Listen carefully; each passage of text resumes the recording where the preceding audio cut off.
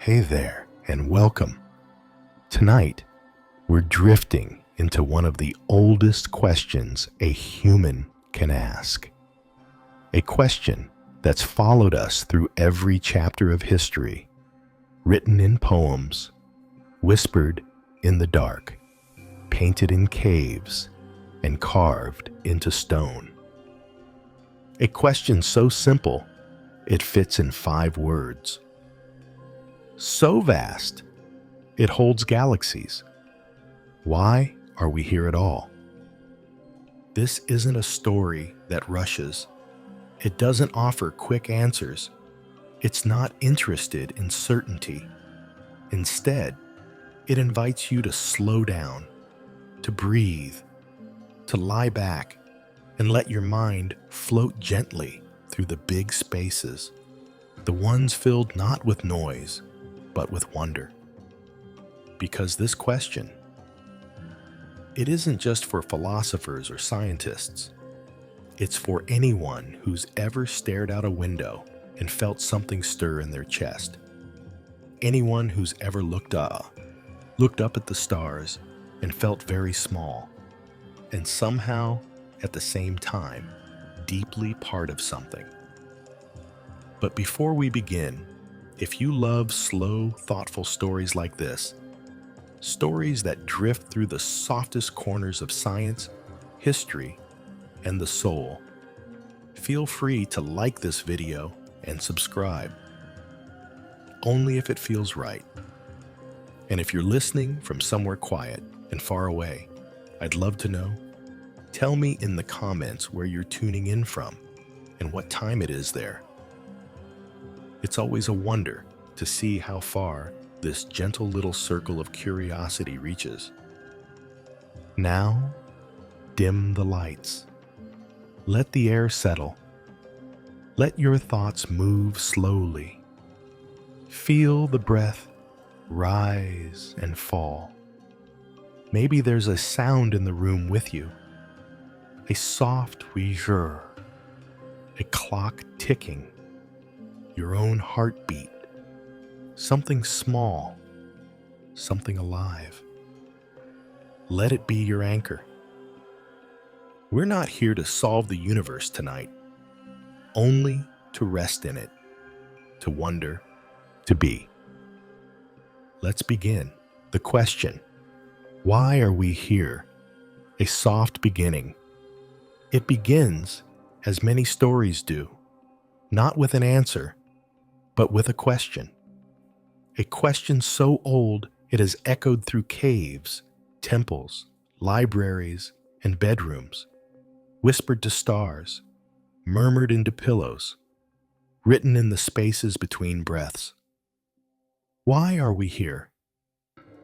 Not in a way that demands urgency or panic, but in a soft, aching tone.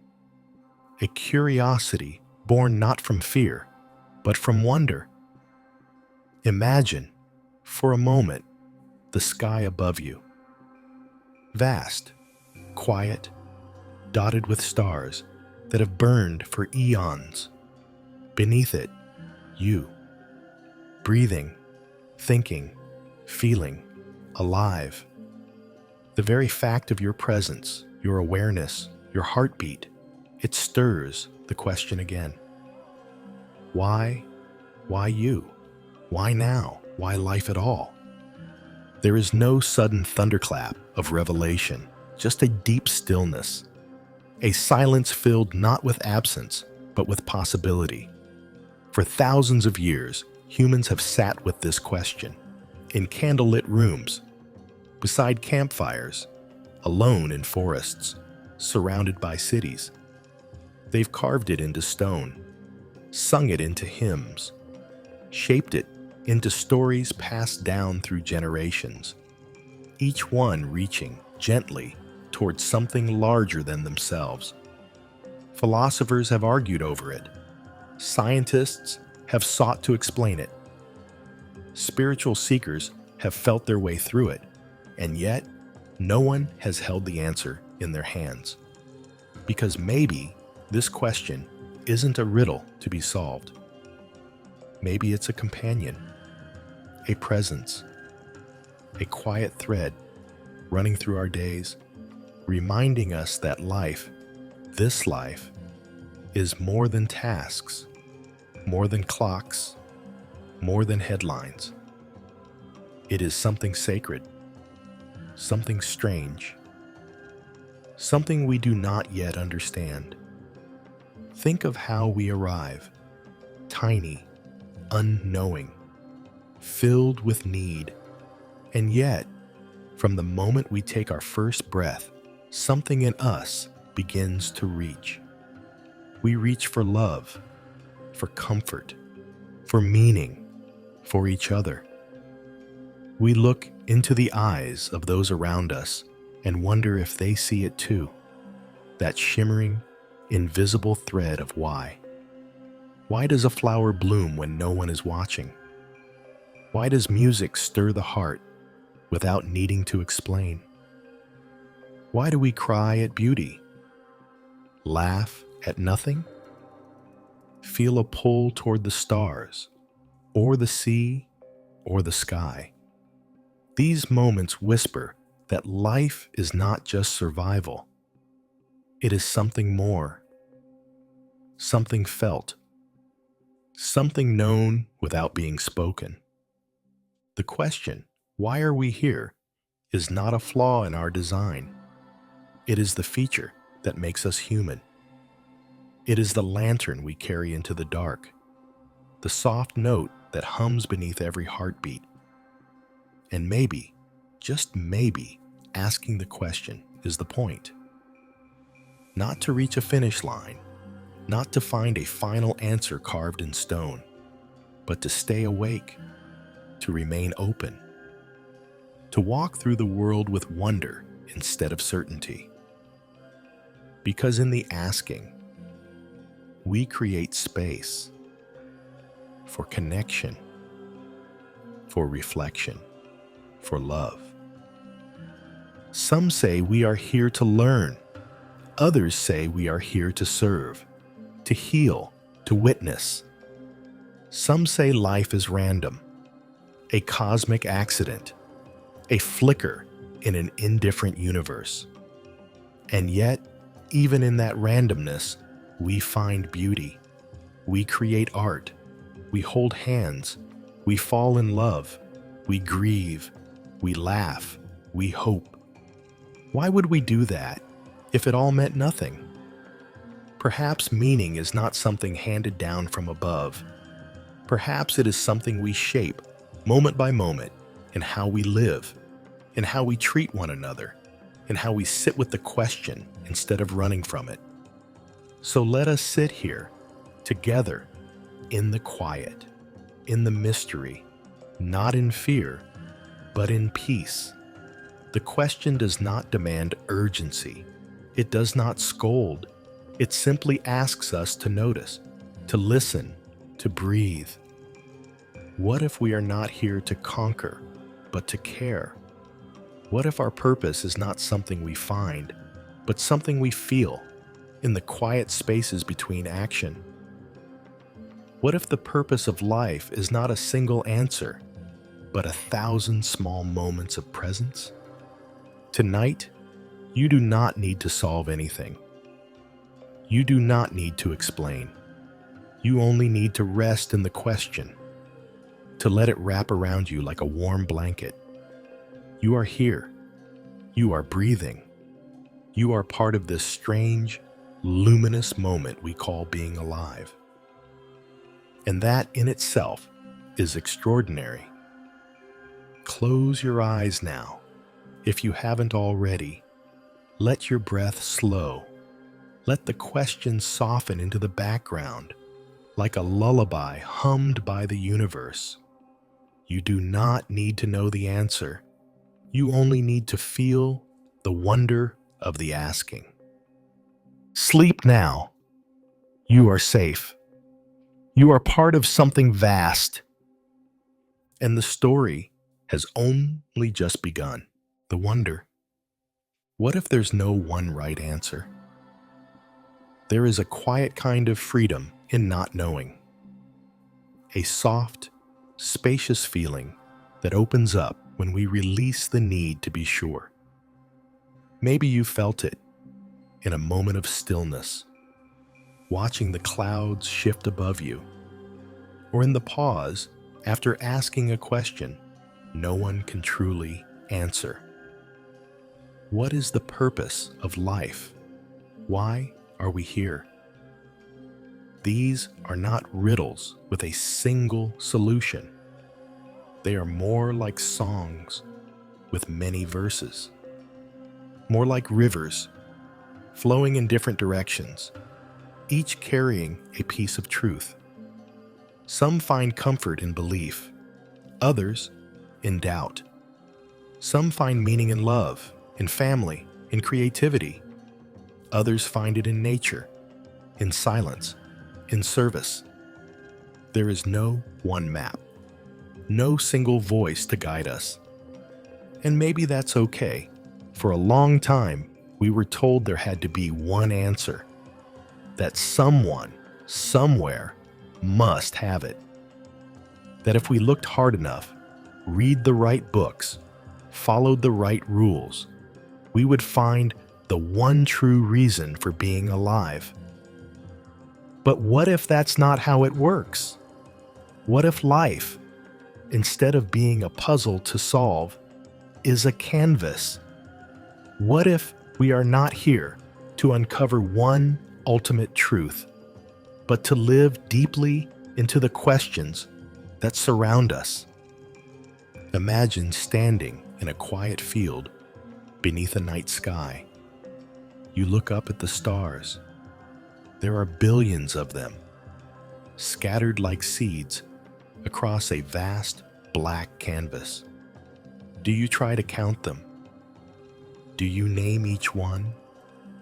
Or do you simply stare and feel something stir inside you?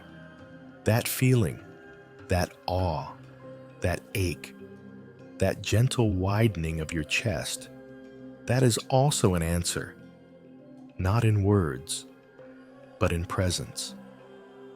There are those who say life has no purpose, that it is random, without design, that we are here by accident, a product of atoms and chance, and still, we love, we laugh, we mourn, we search for beauty, for meaning, for each other. That search, whether or not it leads to a final destination, is itself a kind of purpose, a kind of sacred act. Others say our purpose is to evolve, to learn, to grow, to become more aware, more compassionate, more whole. They say we are not static beings, but works in progress, unfinished poems, unfolding songs, that each lifetime, each challenge, each connection is part of a great becoming. And maybe that too is true. And then there are those who believe we are here to serve. That meaning comes not from within, but from what we offer the world. A kind word, a helping hand, a legacy of kindness, no matter how small. That purpose is found not in what we ask, but in what we give. So which is it? What if it's all of them, or none of them? What if purpose is not a fixed thing, handed to us at birth, but something we grow into, gently, day by day? What if it changes? What if the purpose of your life at 10 was different than it is now? What if your purpose is not a single thing, but 1,000 tiny gestures, a life composed like music, note by note, breath by breath? Tonight, you don't have to decide. You don't have to choose. You don't have to solve the mystery. You only have to rest in the wonder of it. To let the question be what it is: vast, open, alive. Think of the people who have shaped you. Did they know their purpose? Or did they simply live with care, with presence, with love? Often, we do not know the meaning of our lives while we're living them. It becomes clear only in memory, in reflection, in the quiet moments when we pause and realize we were making meaning all along. So, if you're still wondering, if you still don't know why you're here, maybe that's not a flaw. Maybe that's part of it. Maybe the not knowing is the space where your truest self can begin to unfold. Let the question be a companion tonight. Let it rest beside you like a soft shadow. Let it ask not, what is the answer, but what makes you feel alive? Is it the way the morning light touches your face? The sound of someone you love laughing in another room? The feeling of creating something with your own two hands? These moments are not distractions. They are the story, and you are part of that story, beautifully, imperfectly, completely. So breathe now. Let your body soften. Let your thoughts drift like leaves on a quiet stream. You are not behind. You are not lost. You are not late to the truth. You are exactly where you need to be. And maybe the purpose of tonight is just this: to rest in the wonder, to ask the question, and to feel held by the space it creates. Sleep now, gently, softly. The answer is not urgent, and the question is enough. The spark. Is there something we're meant to do? There is a quiet moment in life, perhaps many, when something stirs inside us. A flicker, a pull, a feeling that maybe, just maybe, we're meant to do something while we're here. It doesn't always arrive as a thunderclap. Often, it comes softly, like a warm wind brushing past your face. A thought that won't go away. A gentle ache when you see someone hurting. A joy that floods you when you create something from nothing. It's not always loud or obvious.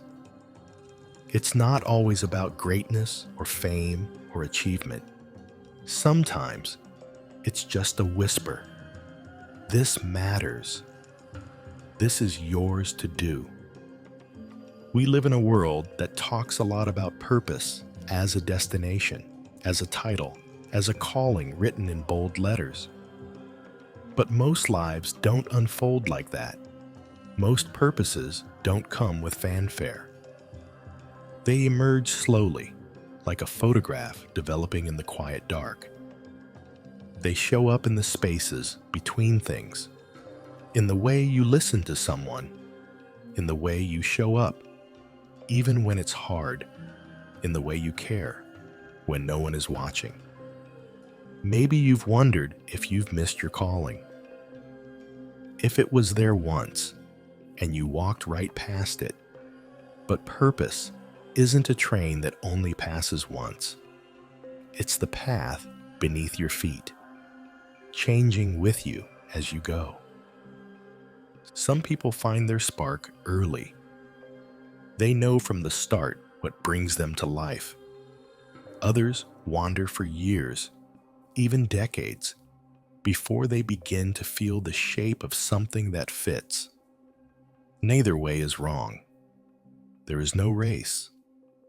There is no clock ticking behind your ribs. You are not late. You are not behind. You are unfolding, moment by moment, into who you are. And what if your purpose isn't just one thing? What if it's many things, scattered across a lifetime like stars in the night sky? A person you helped, a word you spoke, a moment when you chose kindness over silence. What if those are the things that matter most? Not the job title, not the resume, not the long list of goals, but the softness with which you moved through the world. Maybe purpose is not what we chase. Maybe it's what we practice. There are lives that change the world through invention, through movement, through bravery. And there are lives that change the world through love, through care, through presence. Both matter. Both count. One is not greater than the other. The child who holds a butterfly with gentle hands is just as important as the artist who paints a masterpiece. The neighbor who shows up when no one else does.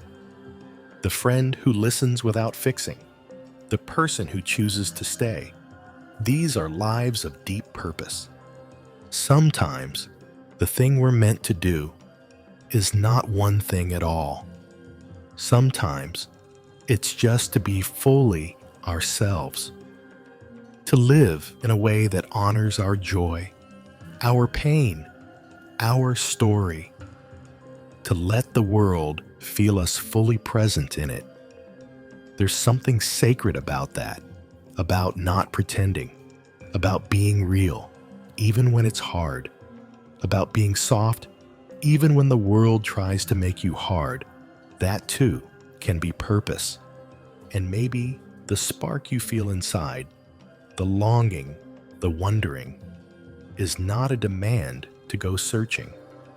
Maybe it's an invitation to slow down, to listen, to look at your own life and ask gently, what lights you up? What softens your heart? What makes time disappear? These are clues, not final answers, but lanterns along the way. Let yourself breathe here. There is no pressure, no urgency. You don't need a plan tonight. You don't need to know where you'll be in 5 years.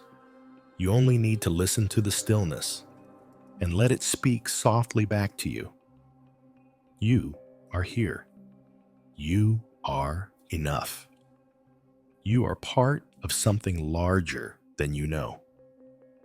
The spark inside you is not there to burn you out. It's there to guide you home, to remind you that your life matters, not because of what you do, but because of how you are. Because of the light you carry, even when you can't see it, even when it feels small. So rest now. Let your breath slow. Let the questions soften into your chest. You are not lost. You are not without purpose. You are already walking the path, whether you know it or not. One gentle step at a time. Sleep now, dear one. The spark is still there, and it always will be. The stillness. Can life have meaning without a plan? We are taught to move forward, to plan, to build, to chase. The calendar fills, the to-do list stretches, and the future calls to us with open hands and loud questions. Where are you going? What's next? Are you doing enough? Are you on the right path? And in that hum of busyness, we begin to believe that meaning must come from motion. That purpose is something to be achieved, not something we are allowed to simply be within. But what if that isn't true? What if life can be meaningful, even when we are still? There are moments, quiet ones, when everything slows down. A walk through the woods with no destination. A moment of eye contact that lingers. The hush just before sleep, when the day lets go of your shoulders. In these spaces, something opens. Not dramatic, not loud, just a soft sense that being here, fully here, is enough. That even without a plan, even without a grand design, life can still hum with meaning. Sometimes we wait for purpose to reveal itself like a flash of lightning. We want clarity, a clear sign, a voice saying, "This is what you're here for." But meaning often arrives more like the tide, slow, patient, faithful. It comes when we're not looking. It shows up in the way we love people, in the way we show kindness to ourselves, in the way we stay soft, even when life feels hard. There is a quiet kind of courage in choosing stillness, in not rushing to fix or label or conquer, in saying, "I don't know yet," and that's okay, because not every season is for building. Some seasons are for resting, for listening, for tending to the small things, for noticing what's already here. Think of the trees in winter. They do not bloom. They do not bear fruit. They do not stretch upward with new green leaves. They are still, bare, silent. And yet, they are not without purpose. Inside, unseen, they are conserving, preparing, trusting the rhythm of the earth. What if we are allowed the same grace to have seasons of pause, of uncertainty, of being without rushing to become? Many great spiritual teachings speak of surrender, not as giving up, but as letting go, as trusting the flow of life, even when we don't know where it's going, as accepting that we are part of something larger than our own plans. It is not easy, but it is peaceful. And in that peace, something beautiful begins to grow. You are not behind because you don't have a 5-year plan. You are not lost because you don't know your calling. You are not lesser because you are resting. Stillness is not absence. It is presence in its most gentle form. Let yourself be still tonight. Let the questions be soft. Let your mind rest from trying to figure it all out. You do not have to make sense of everything. You do not have to force meaning to arrive. Sometimes, the most sacred thing you can do is simply breathe and allow this moment to be enough. Think of all the things that bring you peace. A favorite song, a cup of tea, the feeling of sunlight on your face. These moments don't ask for a plan. They don't require achievement. They simply are. And they are meaningful because you are within them. Maybe your purpose tonight is just to be, to let your breath move slowly, to let your body rest, to feel the gentle weight of your own presence, and to know it matters. You do not have to go anywhere. You do not have to become anyone. You are already someone worthy of quiet, of comfort, of calm. So let the stillness hold you. Let the noise fade. Let the need to know be replaced by the soft truth that it is enough to exist. That meaning can live in silence, that you can be whole, even in the pause. Sleep now, not because you finished something, not because everything is clear, but because you are safe, because you are here, because you are allowed to rest without a plan. And in that rest, purpose may whisper to you, not with urgency, but with peace. The sky above us. Is the universe telling us something? There are nights when we look up and feel small, not in a frightening way, but in a tender one. The sky stretches endlessly above us, filled with stars that have burned for millions of years, light traveling across time just to be seen by our eyes. And in that moment, something shifts, not in the sky, but in us. A quiet awareness, a question without shape, a wondering. Is there meaning in all of this? Is the universe trying to tell us something? From the beginning of our story as humans, we've looked to the sky for guidance, for patterns, for reassurance. The moon's pull on the tides, the constellations etched into night, the rhythm of the seasons.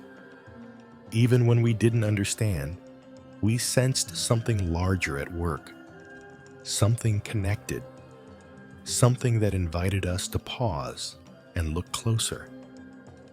We still do this. We still look for signs, for moments that feel too aligned to be random.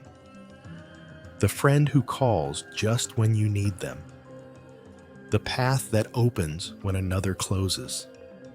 The moment of stillness that arrives without warning, as if placed in your path to remind you, slow down, you are not alone.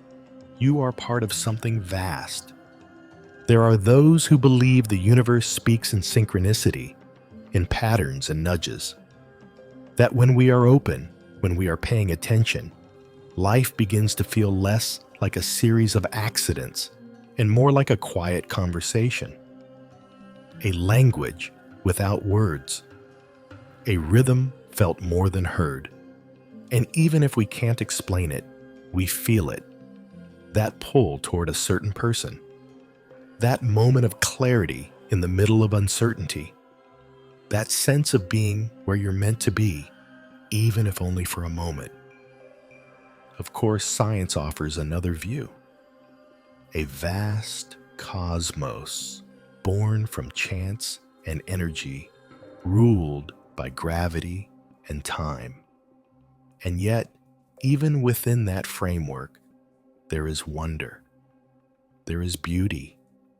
There is a deep and staggering complexity that humbles us. A single atom, a heartbeat, the swirl of galaxies. We are not outside of these things. We are made of them. Carl Sagan once said, "We are a way for the cosmos to know itself." What a gentle, astonishing thought. That perhaps our very act of wondering is part of the design. That maybe we are not accidents of the universe, but its expression. That the urge to ask why, to seek meaning, to gaze at the stars with awe, is not a flaw in our thinking, but a feature of our being. You don't have to believe in fate, or signs, or sacred geometry. You don't have to know whether the universe has a plan. But if you've ever looked up at the sky and felt something stir, an ache, a peace, a gentle longing, you've felt the thread, the one that runs through all of us, the one that reminds us that we are not separate, not truly, not ever. Maybe the purpose of life isn't something given to us. Maybe it's something we uncover each time we choose wonder over fear. Each time we ask, not because we need control, but because we are curious, because we are open, because we care. You are not expected to solve the universe tonight. You are only asked to listen, to notice the way the stars seem to watch without judgment, the way the night holds space for every breath, every question, every quiet hope. Maybe the universe isn't telling us what to do. Maybe it's reminding us who we are. So breathe now. Let your eyes close gently. Let the image of the night sky linger behind your eyelids. A deep, dark canvas painted with soft light. Let your thoughts loosen. Let the vastness comfort you, not overwhelm you.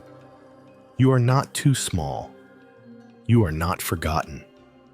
You are a thread in the fabric of everything. A moment of awareness in a universe still unfolding. And that, in itself, is a kind of meaning. Sleep now, soft and unhurried. The stars are still burning. The sky is still holding you. And the mystery is still gently waiting, just beyond the edge of thought. The mirror within. Does the answer live inside us? There is a place inside each of us that words cannot quite reach. A still center, a quiet room. Not the mind that chatters and analyzes. Not the body that aches or moves. But something deeper.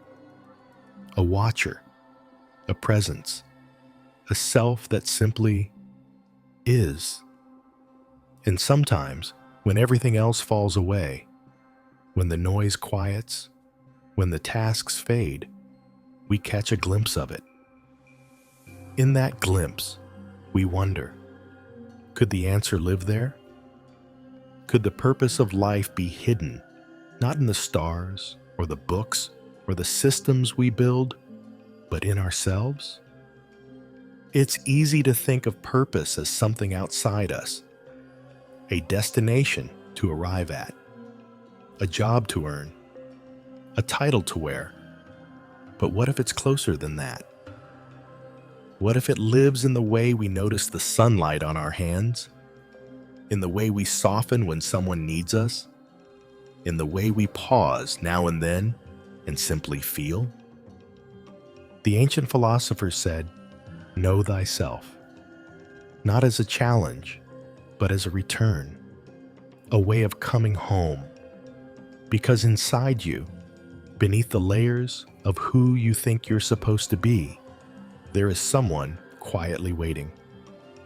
Someone who does not need to prove or push or earn. Someone who already knows how to be. When you were a child, you didn't ask about purpose. You didn't wonder what you were meant to do. You just lived. You played. You asked questions, not because they led anywhere, but because asking was joy.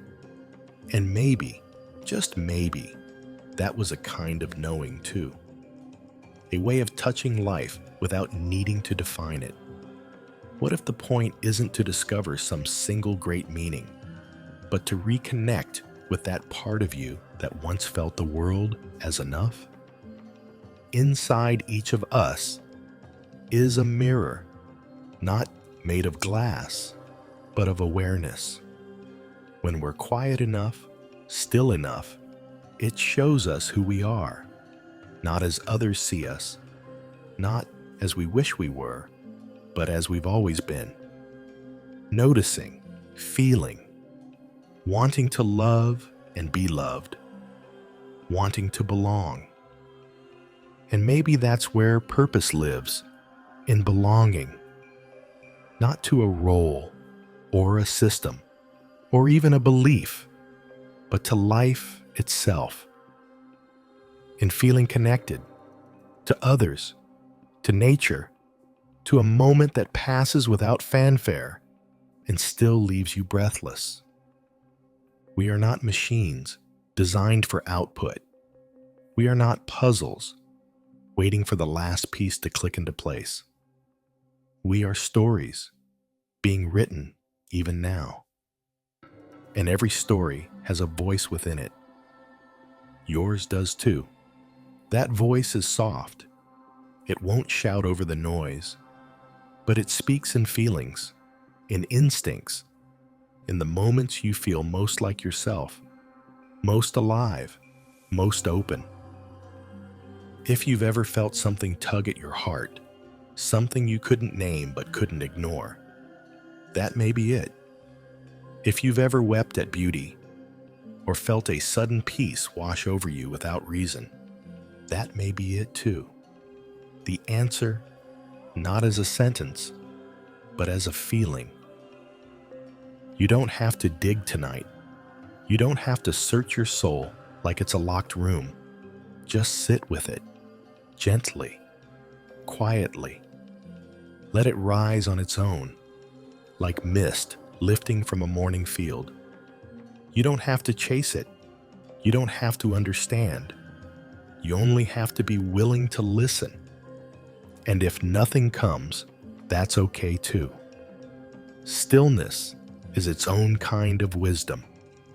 Silence is not emptiness. It is space. It is breath. It is a pause long enough for truth to arrive when it's ready.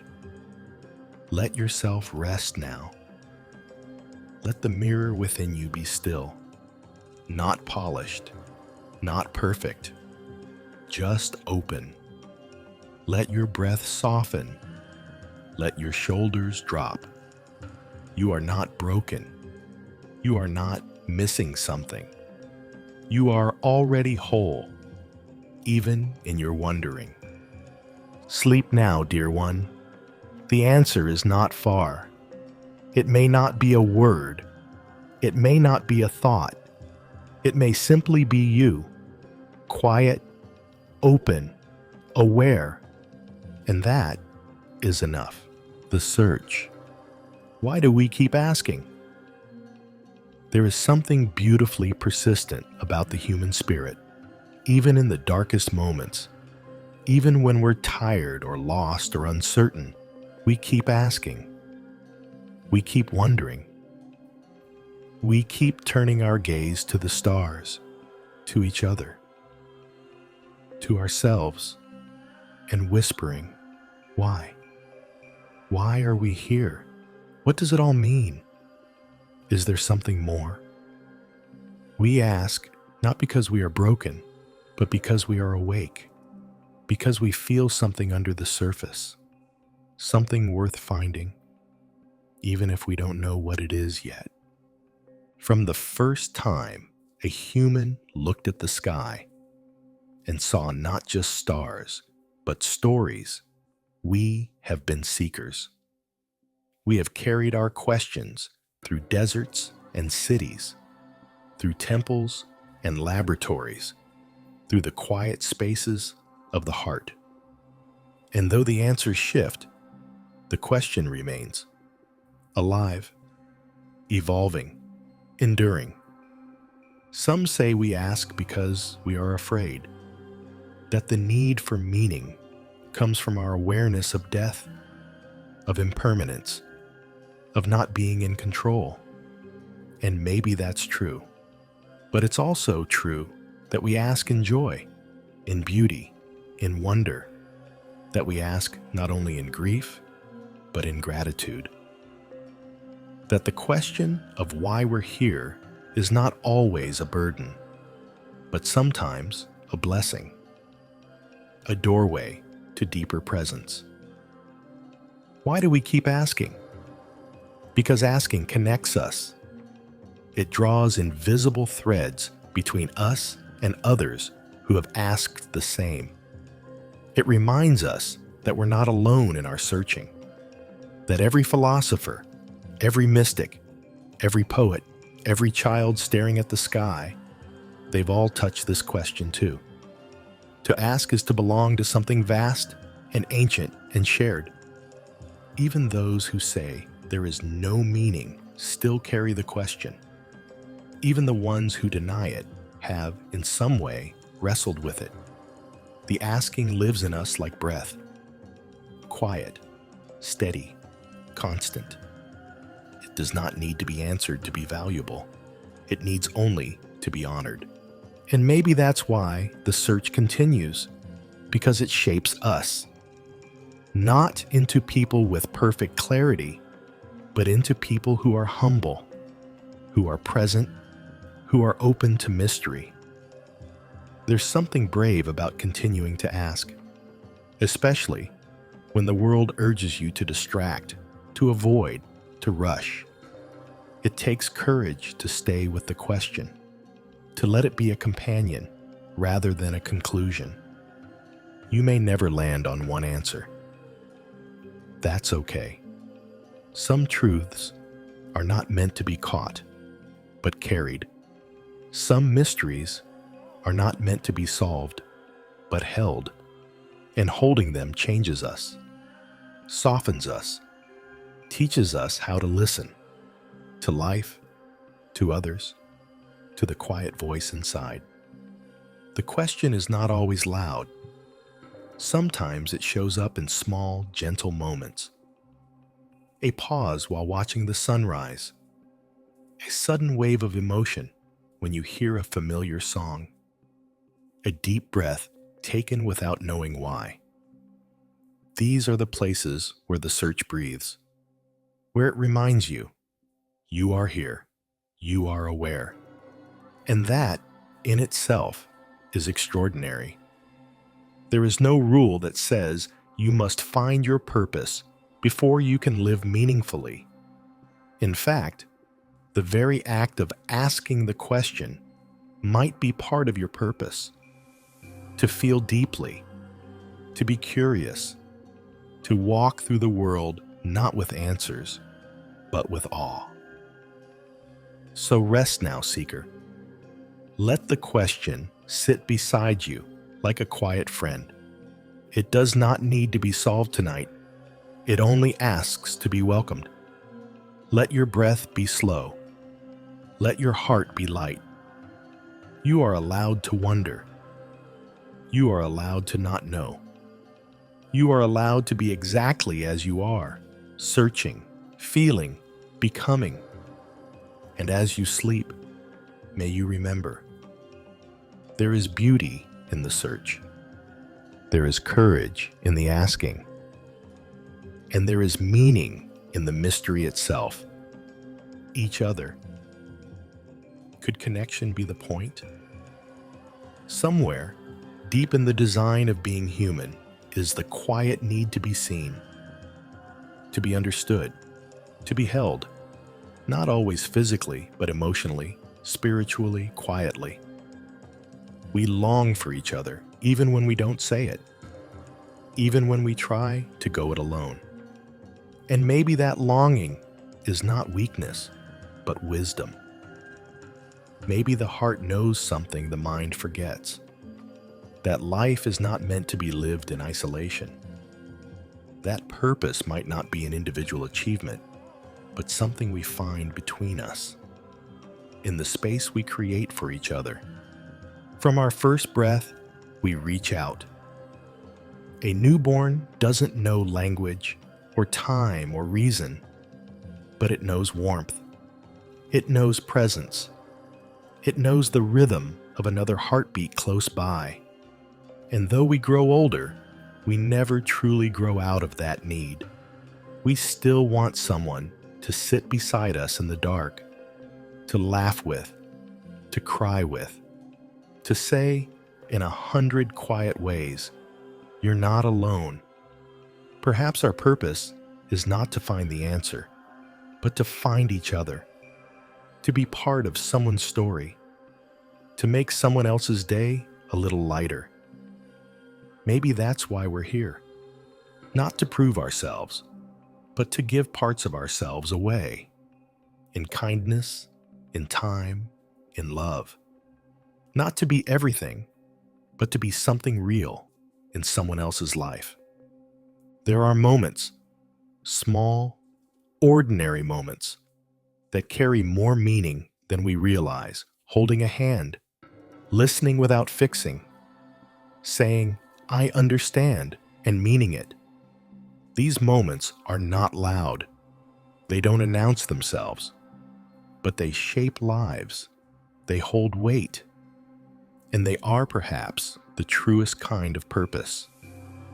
Think of the people who've helped you, the ones who showed up at the right time, said the right thing, or simply stayed. Maybe they didn't have any answers. Maybe they were struggling too. But their presence mattered. Their connection changed something in you. And maybe, without knowing, you've done the same for someone else. We often underestimate the impact of our being. We think purpose must be earned, must be proven, but sometimes it's as simple as sitting with someone in silence. Sometimes it's showing up when you don't have the words. Sometimes it's loving someone exactly as they are, and in doing so, allowing them to become more.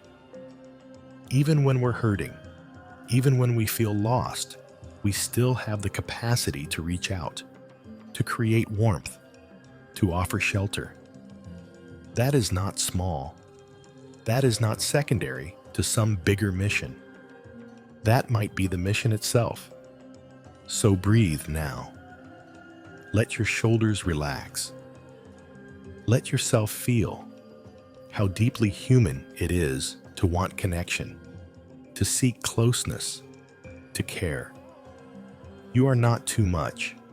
You are not too little. You are enough, just as you are.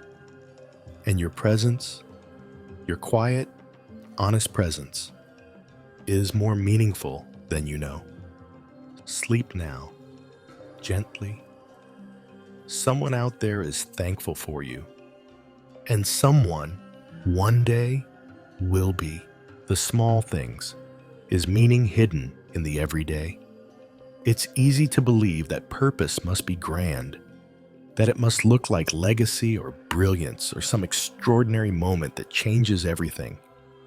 But maybe we've been looking too high, too far ahead. Maybe meaning doesn't shout. Maybe it whispers. Maybe it hides not in the fireworks, but in the flicker of a candle. In the breath you take just before speaking. In the sound of leaves brushing against the window. Maybe life is asking us to look closer, softer, slower. There are so many small things we move past without noticing. The first sip of warm tea, the way a laugh escapes before you can hold it in, the way your heartbeat slows when someone touches your hand. These things are not tasks to be completed. They are invitations. They are windows into presence. And presence, real, gentle, undistracted presence, is a kind of meaning all its own. Have you ever looked back on a memory that, at the time, felt ordinary, but now glows with tenderness? A late-night conversation, a shared silence, a sunrise you watched without knowing why. We don't always recognize meaning while it's happening. Sometimes it blooms only in reflection, in hindsight, in the quiet echo that follows a fleeting moment. What if those small things were the purpose? Not the milestones, but the in-betweens, the spaces where nothing needed to be proven, where you were just being, and that was enough. We are taught to chase outcomes, to measure impact, to keep climbing. But meaning isn't always measurable. Sometimes it's just a feeling that fills your chest when you're fully alive in the present moment.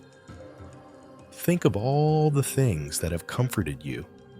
Maybe a song, a book, a simple meal, a quiet friend.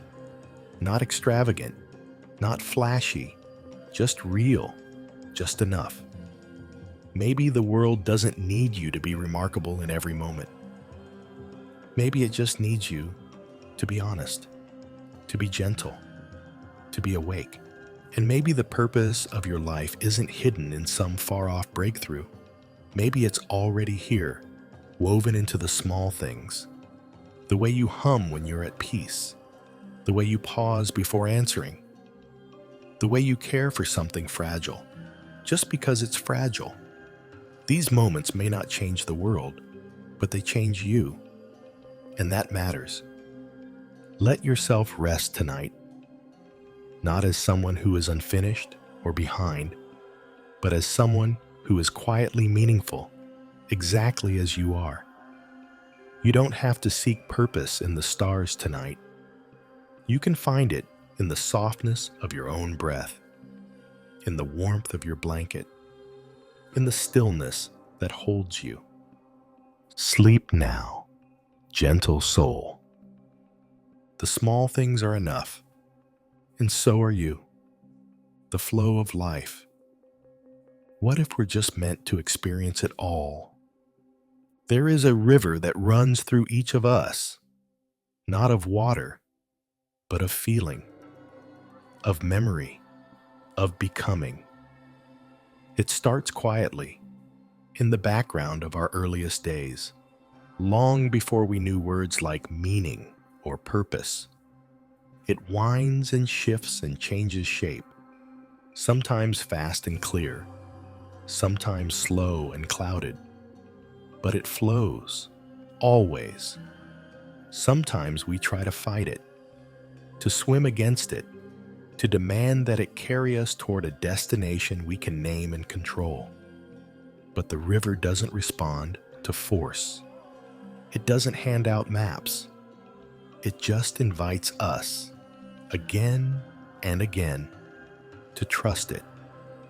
Maybe the purpose of life is not a final point to reach, but the flow itself, the movement, the rhythm, the feeling of being alive from moment to moment, through joy and sorrow, through loss and laughter. Maybe life is not asking us to solve it, but to feel it, to let it move through us, to let it shape us gently, the way water shapes stone, not with pressure, but with patience.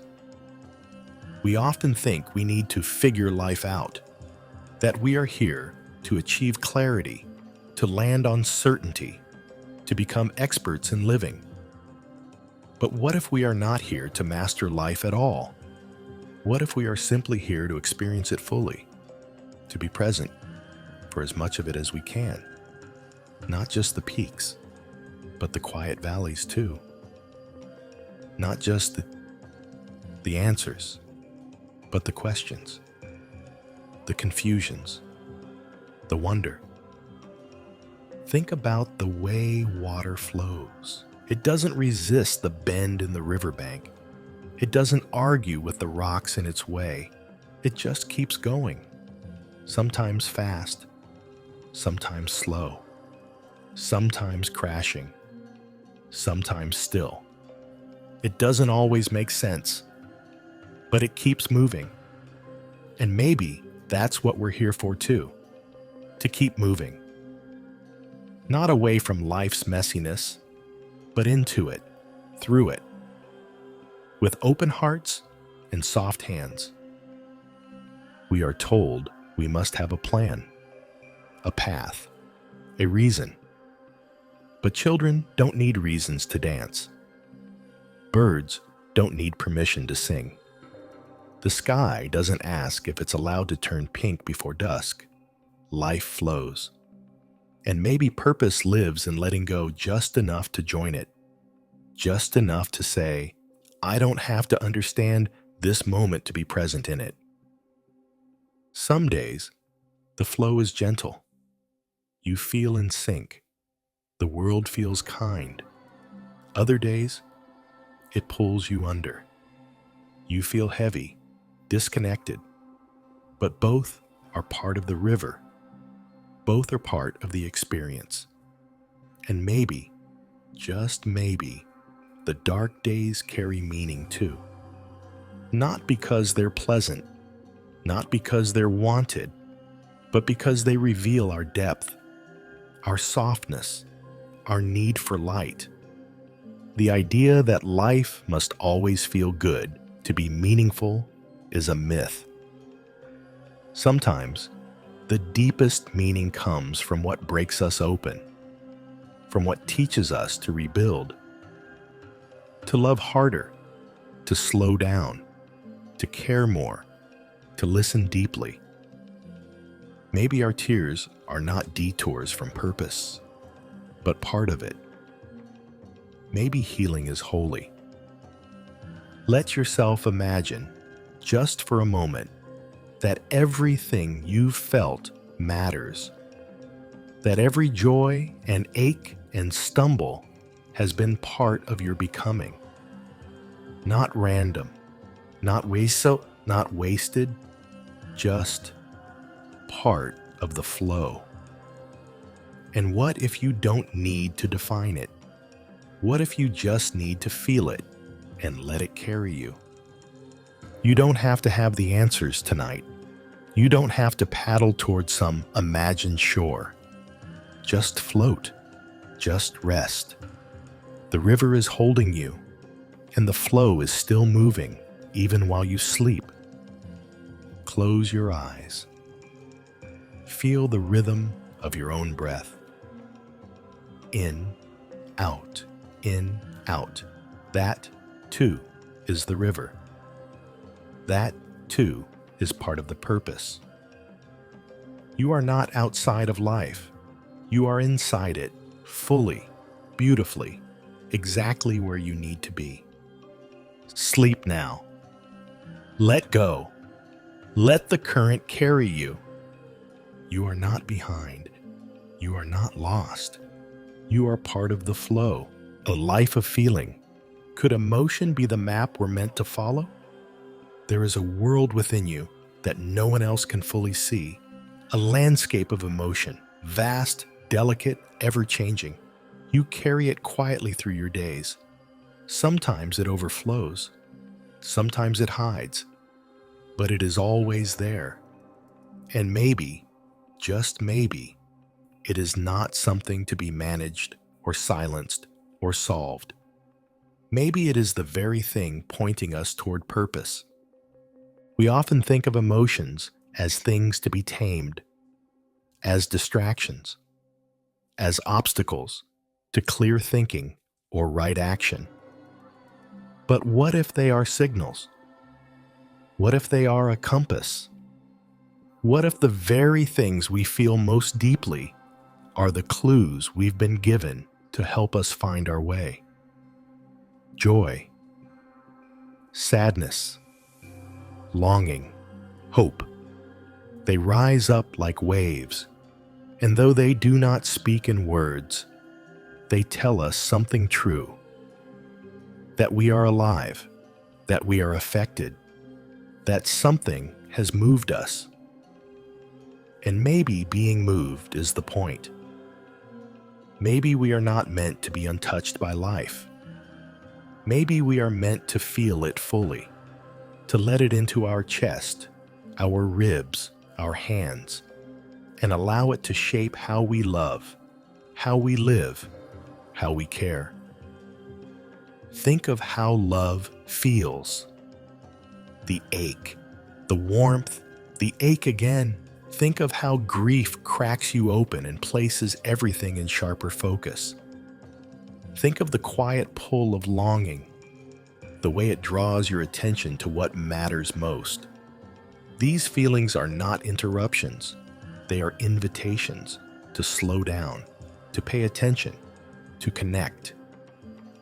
We are so often told to be rational, to be strong, to be fine.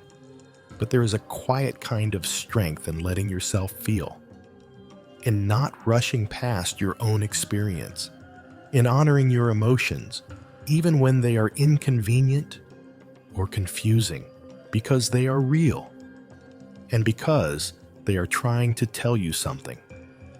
Perhaps you felt something once, a surge of inspiration, a pang of empathy, and followed it. And perhaps, in following it, something changed. Not just in your life, but in someone else's. A small act, a kind word, a moment of courage. These are not trivial. These are the map. And the map is made of feeling. You do not need to explain your emotions to justify your existence. You do not need to have the answers to deserve rest. It is enough to feel, to be present with what rises inside you, to trust that it matters, even if you don't know why. Tonight, let your emotions soften. Let them be here, not as problems to solve, but as guests to welcome. You are not wrong for feeling deeply. You are not too much.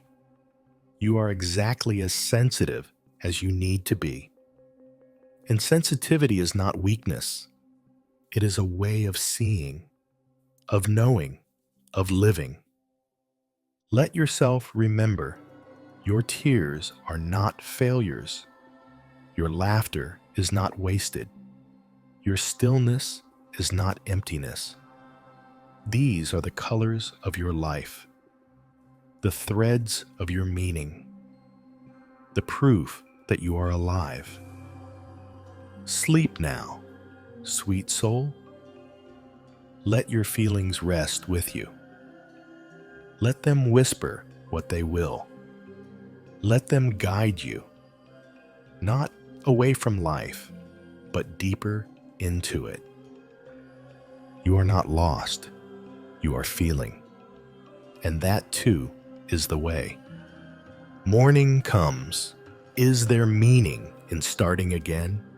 Each morning, without needing our permission, the sun returns. It peeks over the horizon, slow and golden, spilling light into the corners of the world. Even on the days we don't feel ready, even when we're weary or lost, morning comes anyway. A quiet reminder that life keeps moving forward, that beginnings are not rare. They are daily, and maybe, just maybe, that means something. There is a kind of grace in starting again, not because we have all the answers, but because we're still here, because something in us is still choosing, still breathing, still opening to what comes next. The world does not ask you to wake up perfect. It only asks you to wake up, to try again, softly, to carry your questions with tenderness, not urgency, to meet the day not as a task to conquer, but as a moment to be with. Think of all the times you've begun again. Not always with fanfare, not always with certainty, but with a quiet step forward. A choice to keep going. A decision to remain open to what life might bring. You've done this more than you realize.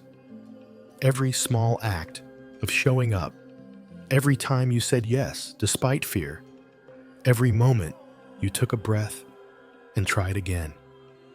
That was purpose. That was meaning. That was life unfolding through you. We are not static beings. We are made for renewal. Just as the seasons shift, just as the moon rises and falls, we too are allowed to change, to grow, to begin again, not because we failed, but because life is not a straight line. It is a spiral, a dance, a gentle, circling rhythm that brings us again and again to new beginnings. Sometimes, starting again feels impossible.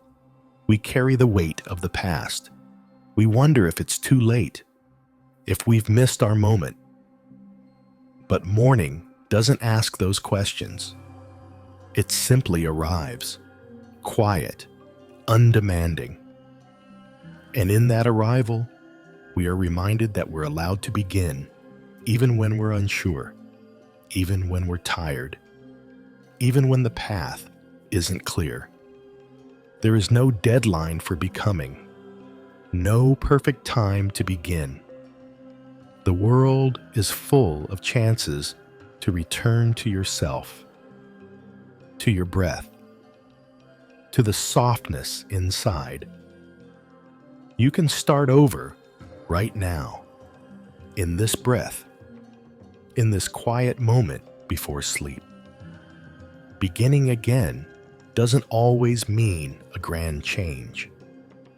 Sometimes it just means forgiving yourself, letting go, trying differently, or simply resting with the knowledge that your presence is enough. Maybe the purpose of life isn't to stay on a single path forever. Maybe it's to keep beginning, to keep learning how to return to yourself with gentleness, to begin again in love, in listening, in presence. Each morning, each breath, each heartbeat, a quiet invitation. You are still here, and that matters. You don't have to be ready. You don't have to be certain. You only have to be open. To say yes to this moment, even if you can't see the whole road ahead. That yes is everything. That yes is sacred. So let yourself rest tonight, not as someone who needs to solve everything, but as someone who has already begun. Let morning come when it comes. Let it meet you just as you are. Tired or curious, joyful or quiet, whole or still healing. There is room for all of it. You are not behind. You are not broken. You are in motion. And morning is always on its way. Sleep now, gently. Trust that beginning again is its own kind of purpose. And tomorrow, when you rise, the sun will greet you like it always does. Soft, golden. True, the mystery remains. What if not knowing is sacred too? There are questions we carry that never seem to settle.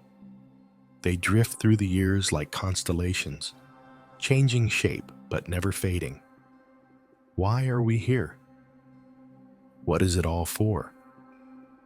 Is there something more, or is this enough? We ask. We wonder. We circle back again and again, and sometimes we grow tired of not knowing. We want the answer. We want clarity. We want the quiet ache of wondering to finally rest. But maybe the ache is not a problem.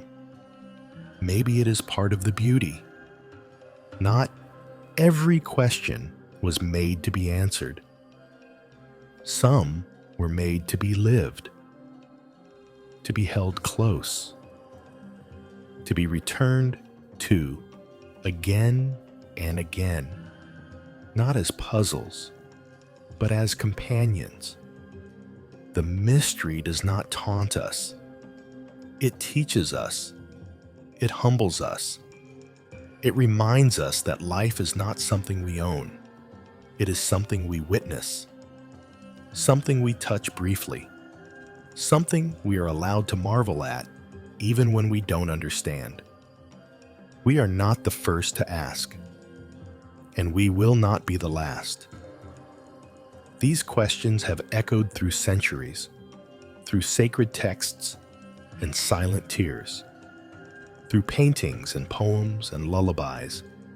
The asking itself is part of being human, a signal not of confusion, but of awareness, of presence, of wonder.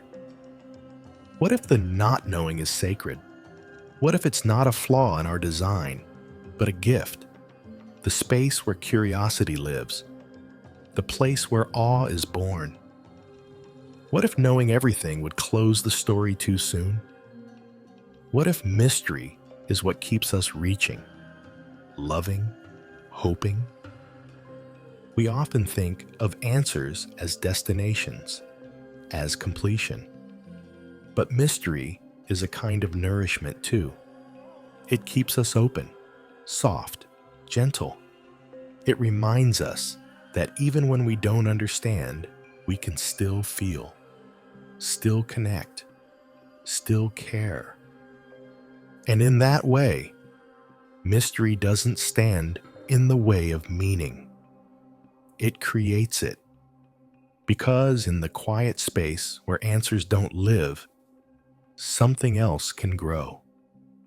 Compassion, patience, wonder, a deeper kind of seeing.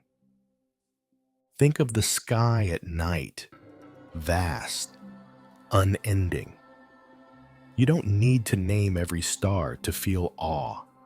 You don't need to understand every planet to feel moved. The not knowing doesn't block your experience. It deepens it. The same is true of life, of love, of death, of why we're here. You don't have to solve it. You are not required to explain it. You are only asked to stay open, to keep feeling, to keep walking through the mystery as gently as you can. Let yourself rest tonight in that space, the space of not knowing. Let it wrap around you like soft dusk. You don't have to chase certainty. You only have to breathe, to listen, to feel. And maybe, just maybe, the mystery will hold you. The way the stars hold the sky, the way silence holds music, the way life holds you, quietly, patiently, always. Sleep now. The mystery remains, and you are safe inside it. A place in the vastness.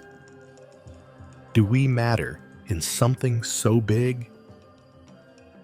The universe is vast beyond imagining.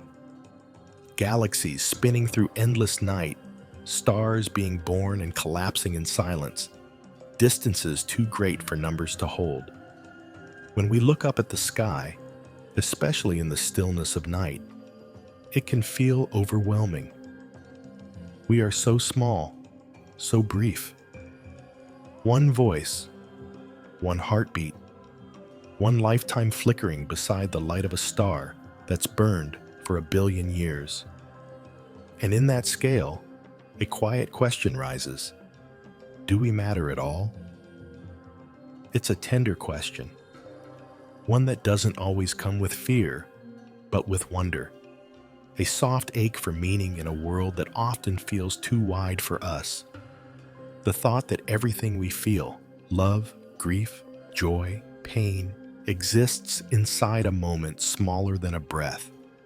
When compared to the age of stars, and yet, we feel it, we live it, we care so deeply. Doesn't that mean something? You may have wondered, in quiet hours or lonely ones, if your life carries weight in a cosmos that doesn't seem to notice. The sun rises whether we are happy or not. The stars shine, indifferent to our stories. And yet, maybe that's where the beauty lies. That, in a world so vast, we still choose to love, to hope, to ask. That in a silence so large, we still whisper, "Why am I here?" Maybe the question itself is proof that we matter. Not in size, not in power, but in depth. In the way we can feel everything so fully, even within the small span of our days. A star does not weep at a lullaby. A comet does not long to be held, but we do. We feel the pull of one another. We make meaning where none is written. We name constellations after our myths. We find warmth in a universe that offers only physics. And in doing so, we create something sacred. Perhaps meaning isn't something given to us from the sky above, but something we offer back to it. with each act of love, each quiet moment of awe, each time we look at another human being and say, "You matter to me." That is how we answer the vastness, not with explanation, but with connection. You may be small, but you are not nothing. You are not lost. You are not without weight. Think of all the lives that have been touched by your existence. The ones who smiled because you smiled. The ones who felt safe because you stayed. The ones who still remember the kindness you forgot you even gave. In this wide, wild cosmos, your presence ripples out. Quietly, deeply, always.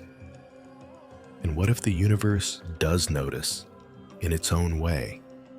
Not with words, not with judgment, but with space, with breath, with time enough for us to keep unfolding. The fact that you are here at all, that the atoms that once lived in stars have gathered into you, is a miracle of quiet proportions. You are the cosmos, made aware. You are stardust that feels, that wonders, that dreams. So when the world feels too large, too cold, too far away, come back to your breath. Come back to your heart. Come back to the gentle truth that you are here. And that is enough. You don't need to be big to be meaningful. You only need to be real, to be present, to care. Let yourself rest now. Let the stars keep their distance.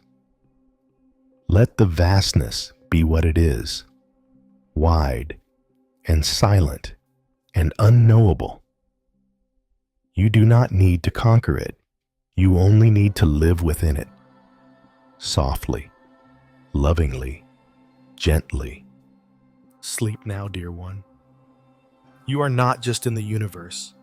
You are of it. And that means everything. Simply being is existing enough. There is a certain pressure that whispers through modern life, a pressure to produce, to define, to be useful, as if worth were something we must constantly earn, day after day. We are asked again and again, what do you do? What have you achieved? How will you be remembered? And in the background, another question forms, more quiet, more tender.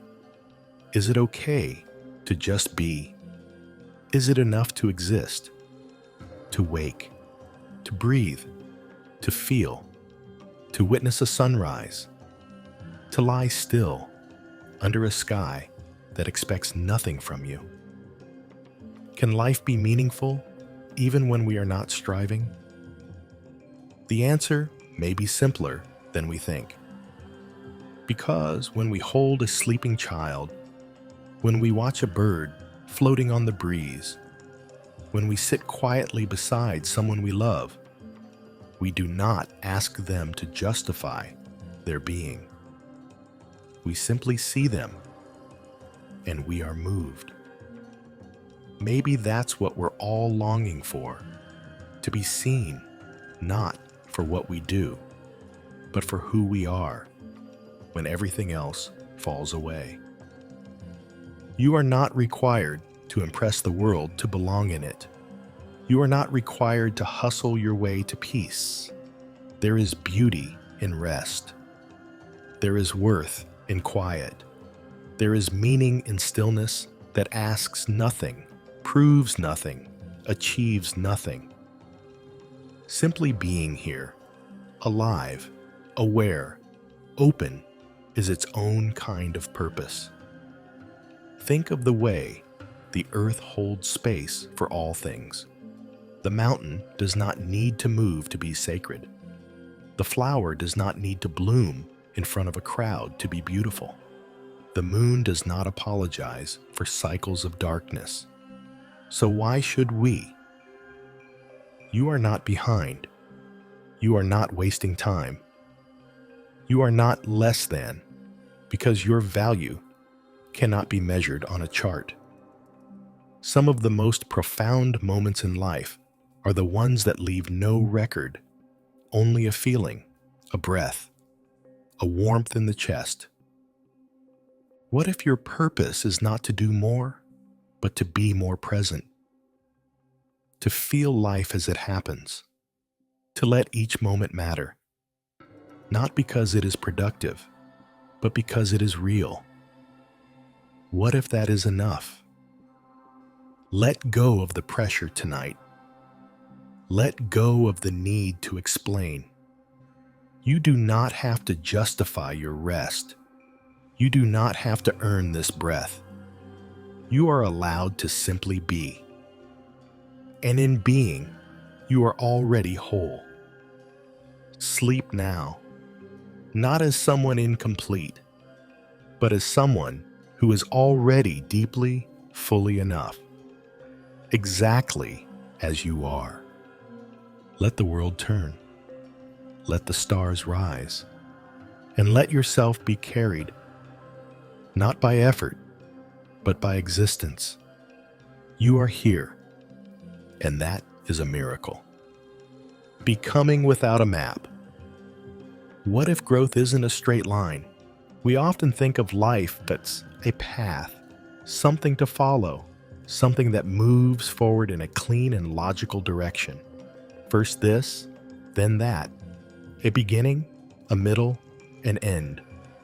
But if you've lived for any length of time, you've probably noticed life doesn't work that way.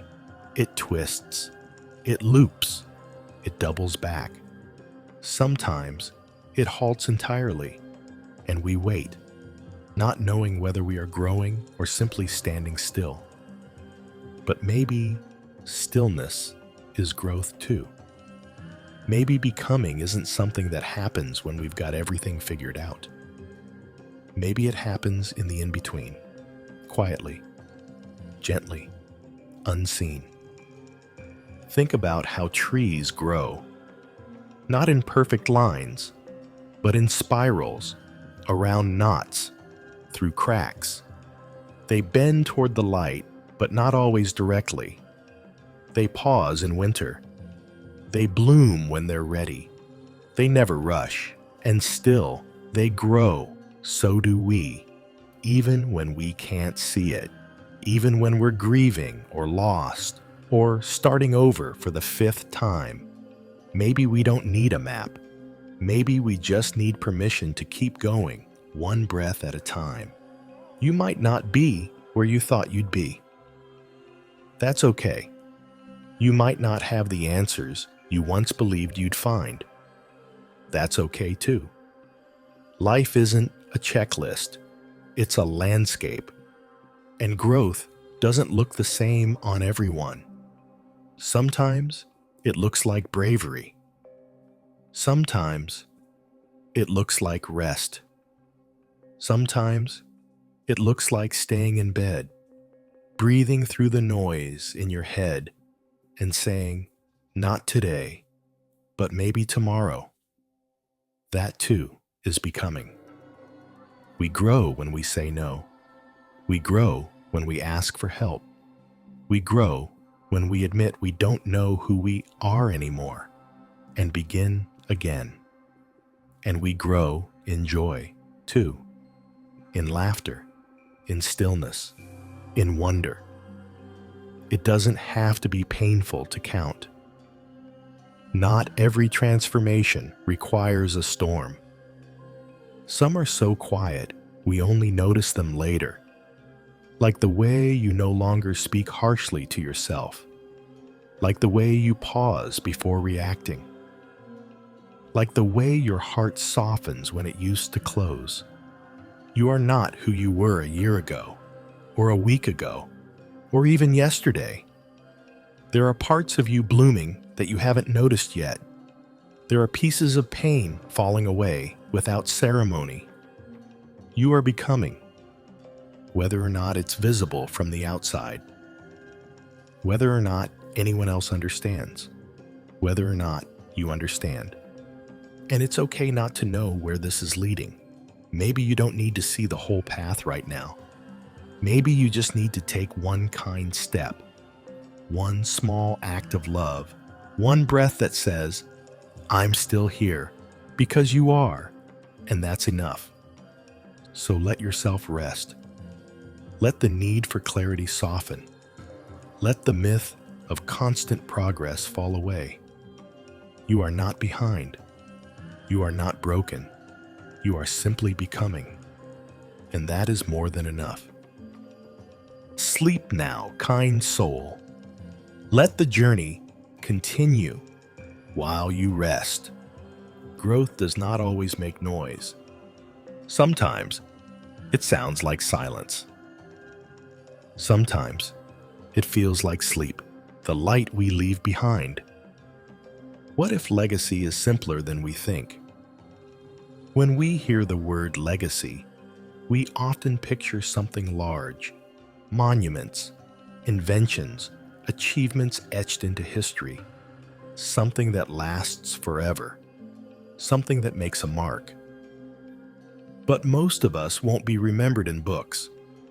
Most of us won't build empires or alter the course of nations. So we wonder, does it matter that I was here? Will anyone remember the smallness of my life? Will it leave anything behind at all? But what if legacy is not about scale? What if it's not about how many people remember you, but how deeply you touched even one? What if your legacy is in the way someone else breathes easier because of you? In the way you made someone laugh on a hard day? In the way your kind softened the sharp edges of another's pain? There are people who live quietly and leave ripples that never end. A teacher whose words echo in a student's confidence years later. A neighbor whose gentle hello made someone feel less invisible. A friend who listened without interrupting. These are not headlines. These are not statues, but they are legacies. Living, breathing, enduring. You may not know the full reach of your life. You may never see the effect you had, but it's there, in the stories people tell about you, in the tone of your voice that someone else mimics when they comfort a child, in the feeling you left behind in a room after you left it.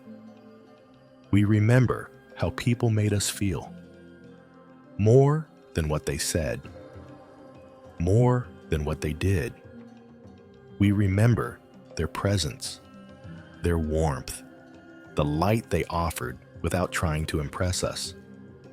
And maybe that's what matters most. Not the accomplishments, but the energy, the care, the feeling of being loved. And you, whether you realize it or not, are creating that legacy right now. With the way you speak to others, with the way you forgive, with the way you keep choosing softness, even in a world that often rewards hardness. That too is a mark. That too is a light. You don't have to know your legacy in advance. You don't have to build it like a monument. You only have to live it gently, kindly, honestly. It will take care of itself.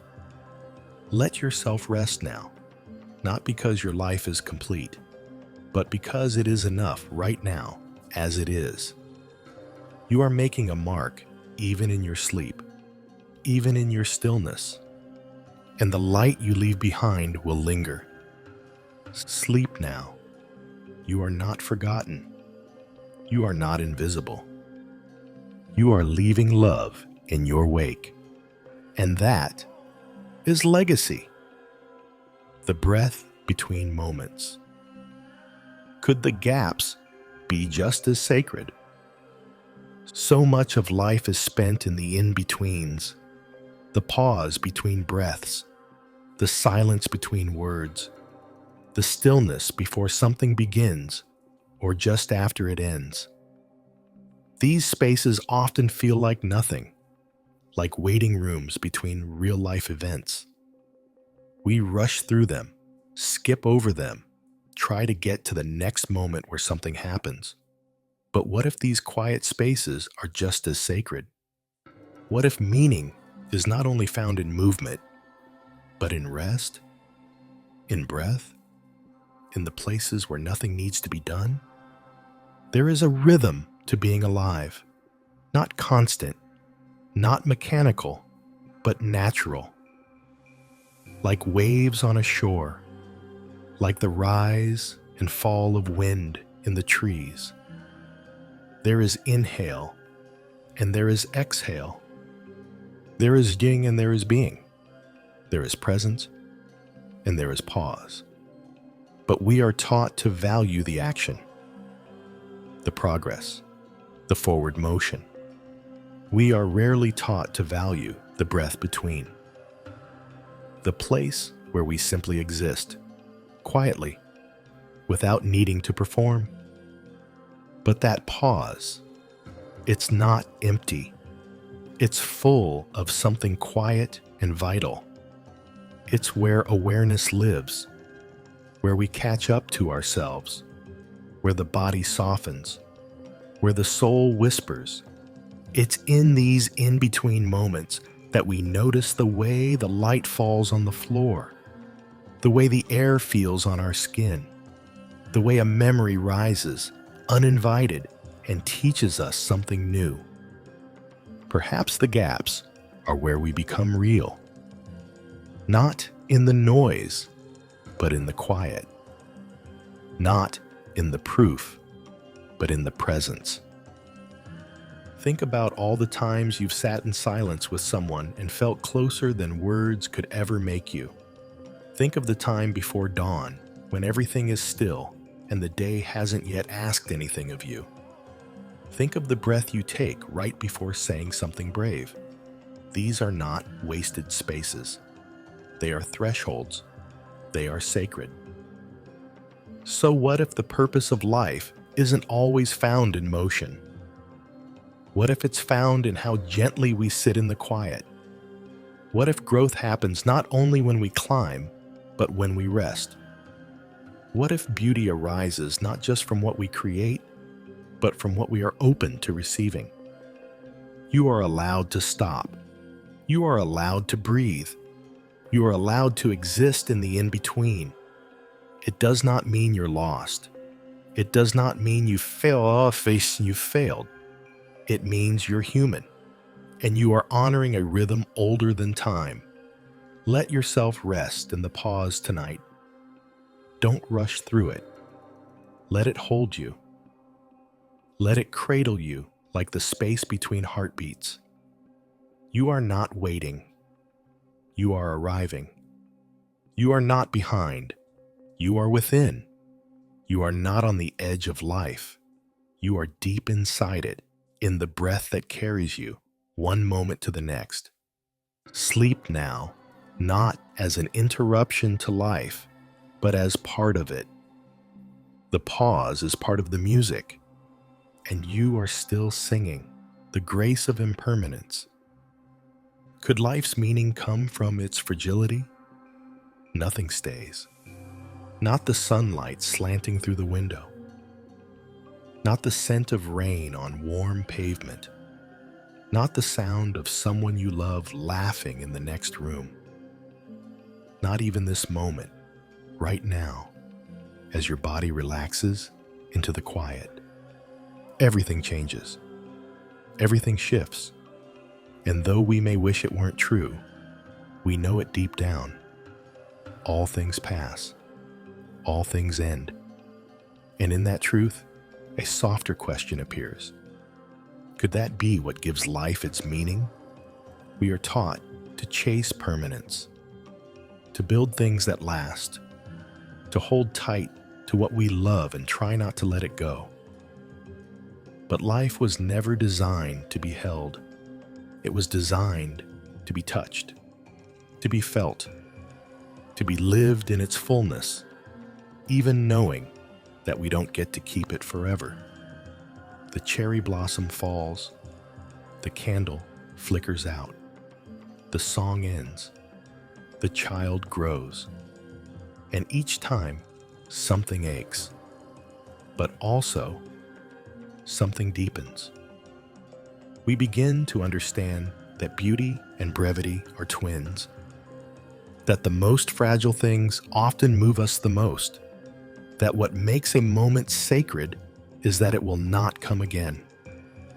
You've likely had moments that took your breath away, moments so brief, they were gone before you could name them, but they stayed with you, in memory, in feeling, in the way they changed you without asking for anything in return. This is the grace of impermanence. It humbles us.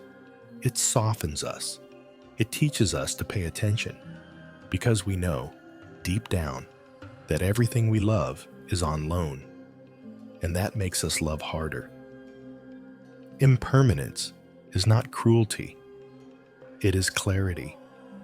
It is the truth that allows us to cherish things while they are here, to say, I love you while we still can, to take the picture, write the letter, call the friend, to savor the moment instead of saving it. And perhaps this is the secret gift, that because nothing lasts forever, everything matters more.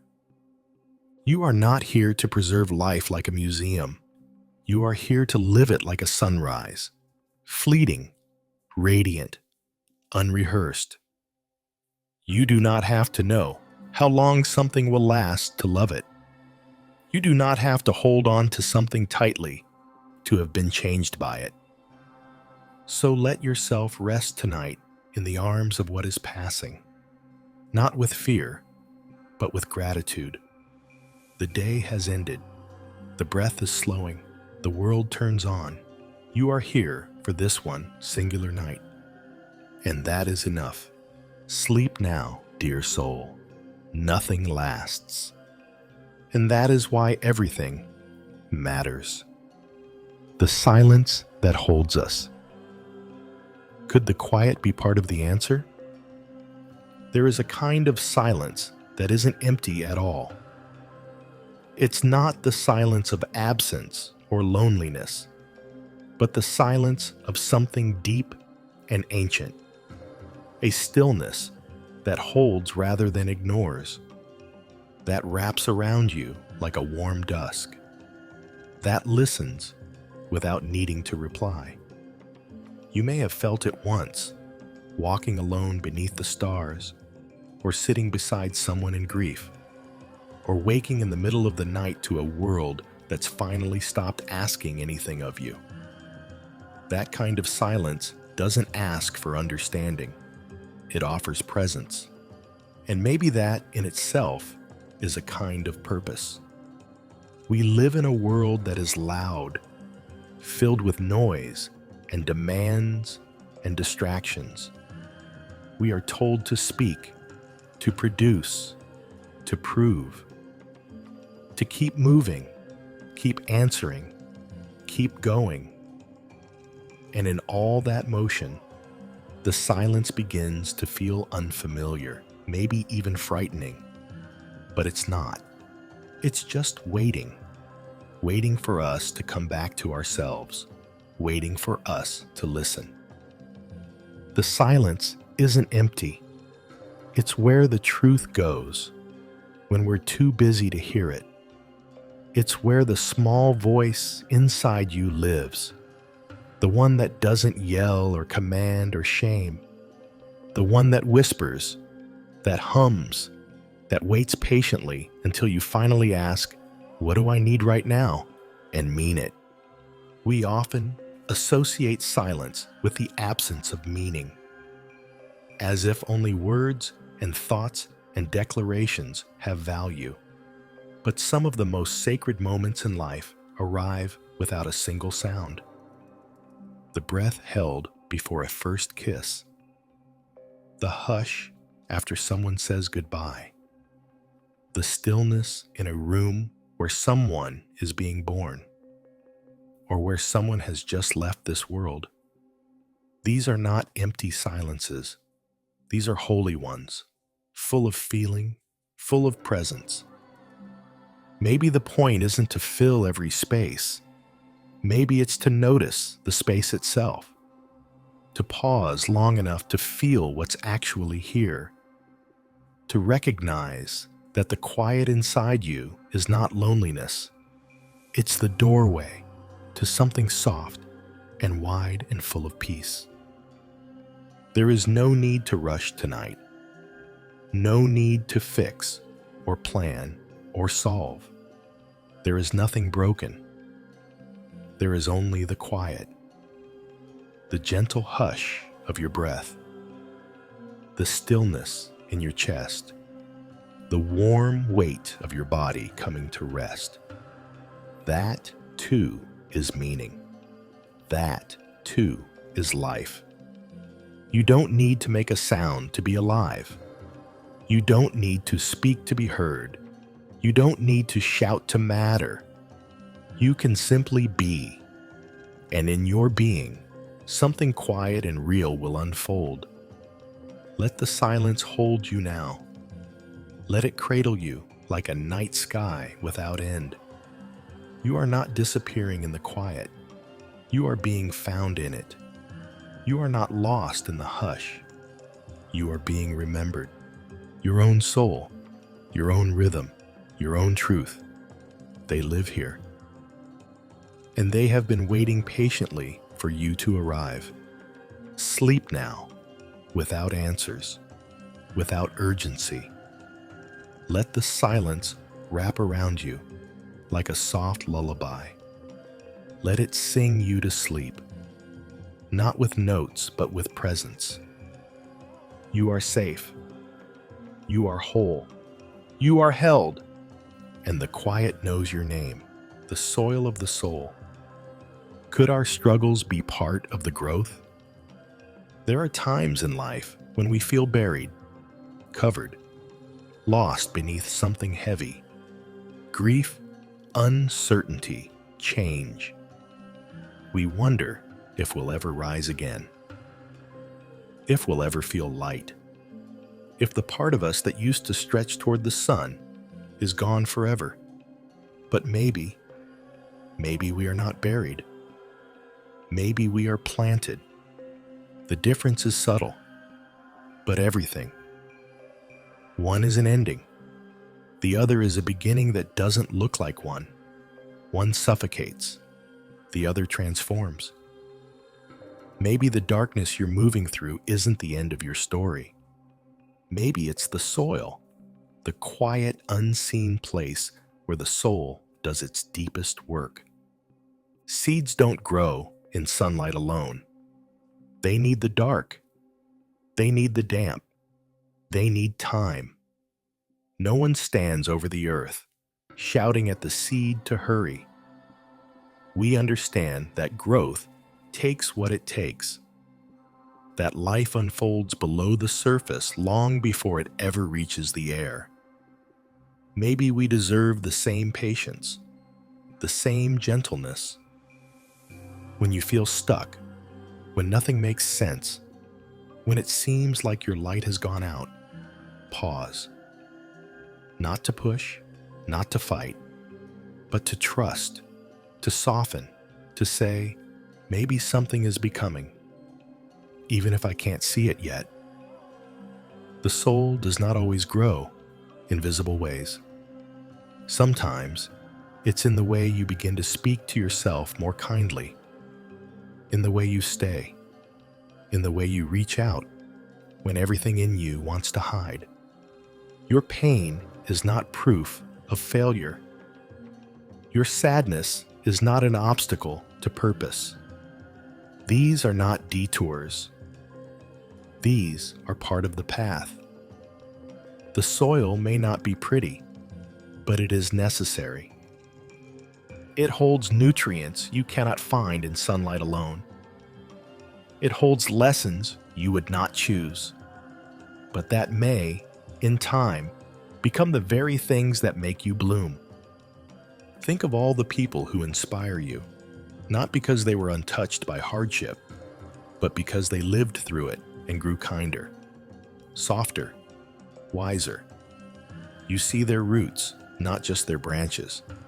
And maybe you don't see your own growth because it's still underground, but it's there, quiet, strong, sacred.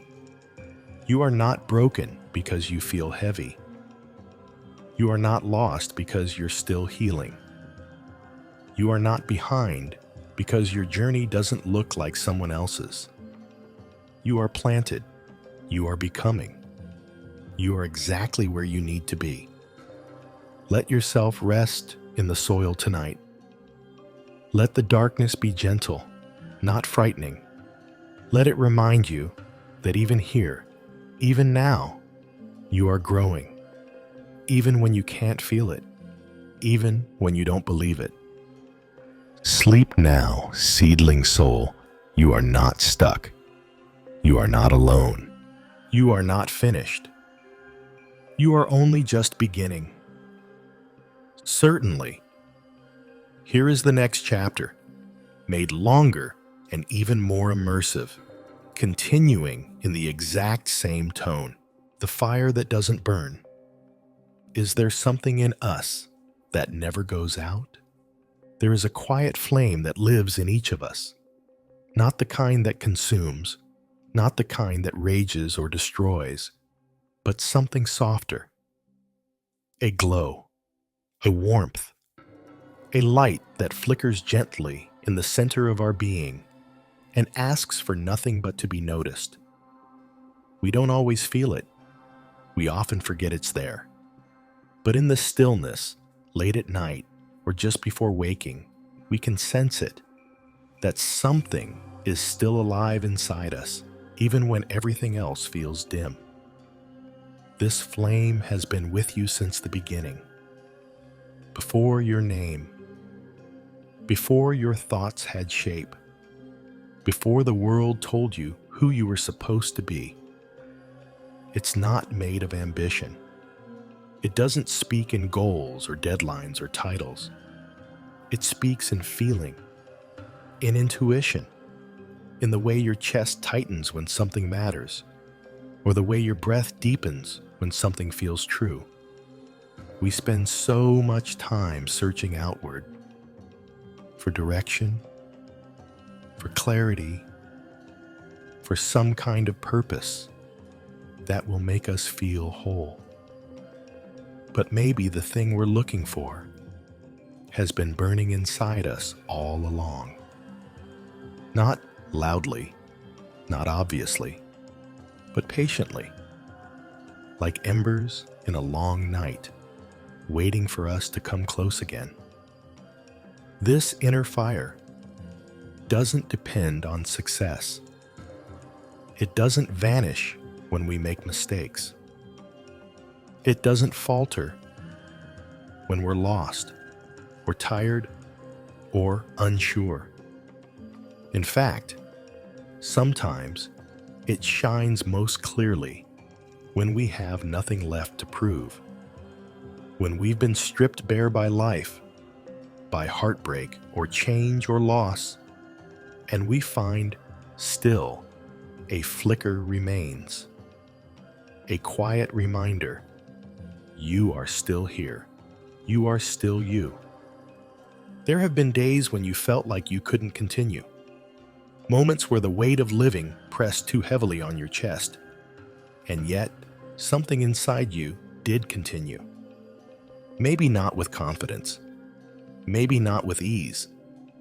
But with a kind of quiet resilience that doesn't ask for praise. That simply keeps going. We're taught to ignore this fire, to turn away from softness, to hide our inner light behind productivity and armor and noise. But your fire is not weakness. It is not fragile. It is not naive. It is ancient. It is real. It is you. Before the world shaped you, before fear crept in, before the noise told you to be someone else, And here's something even more beautiful. Your flame is connected to every other flame, every soul, every heart that has wondered, every hand that has reached out in the dark. We are not isolated candles burning alone in the night.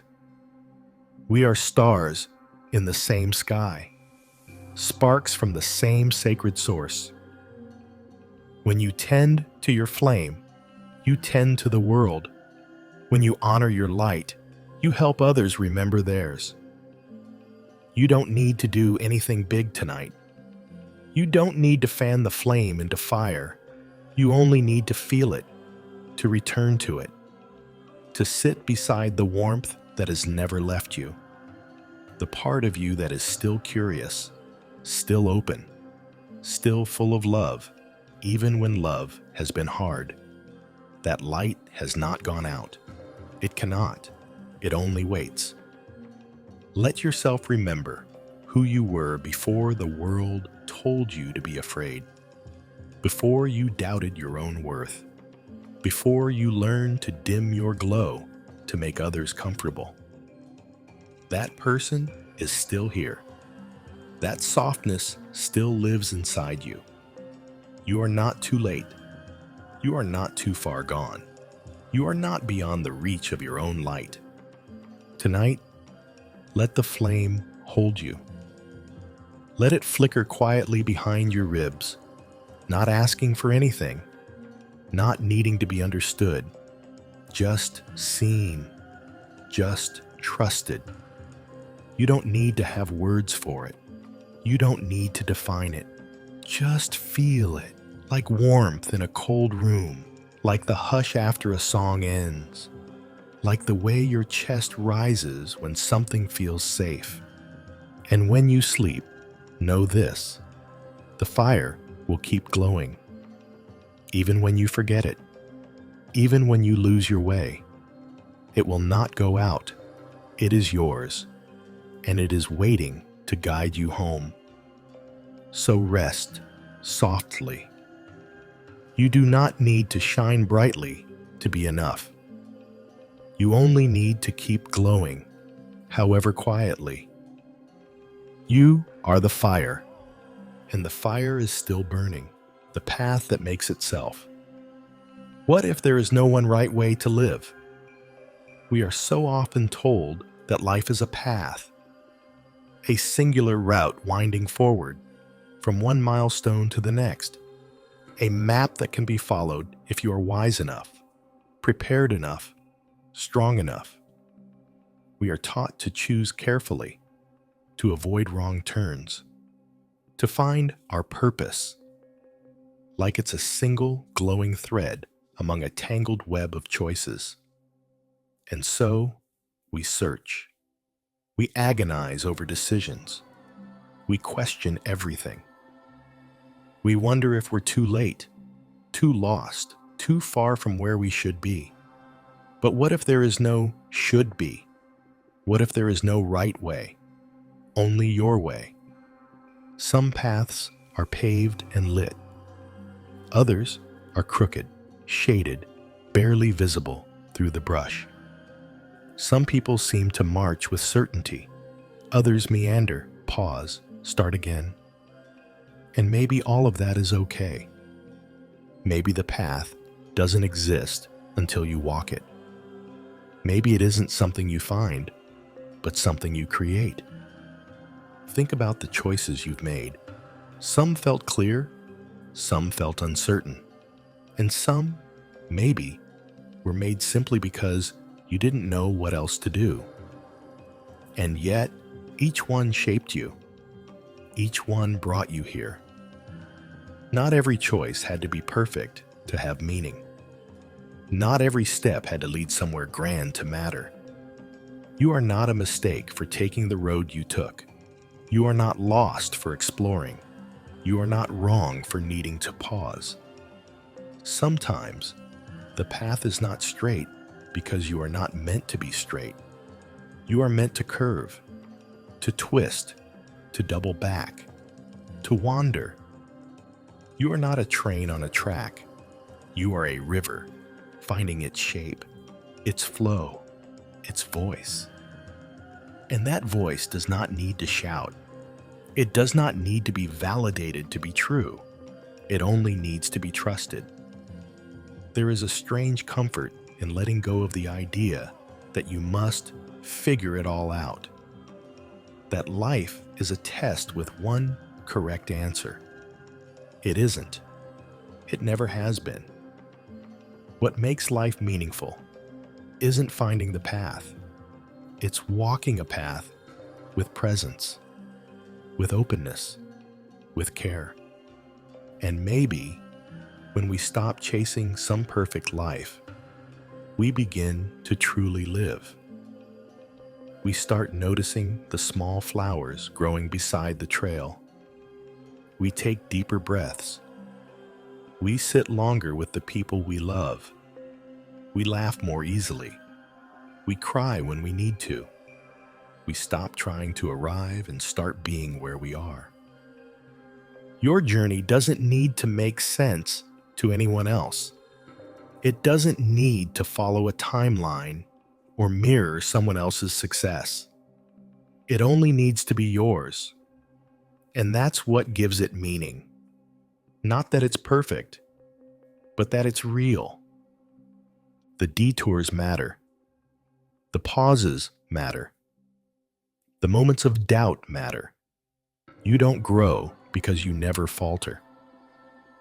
You grow because you keep walking, even when you don't know where you're going. That is courage.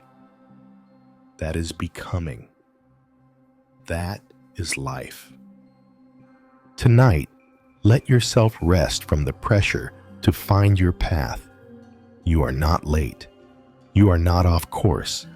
You are on the also that can ever truly be yours.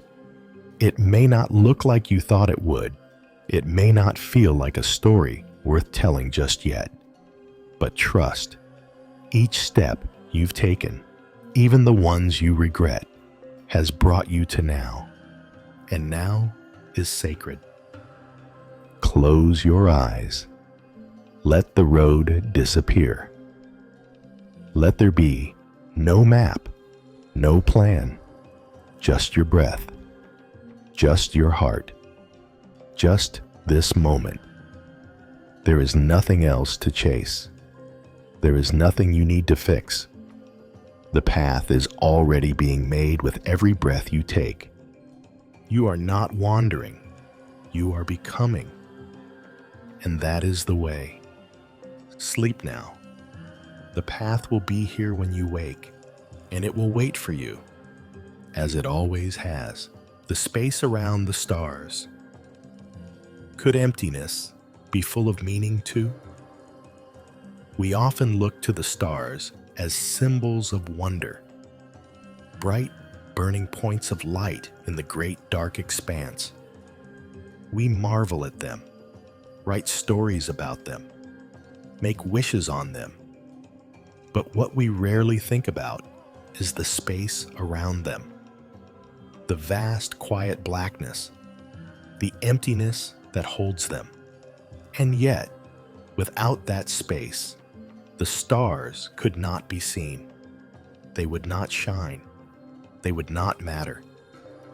Maybe it's the same with us.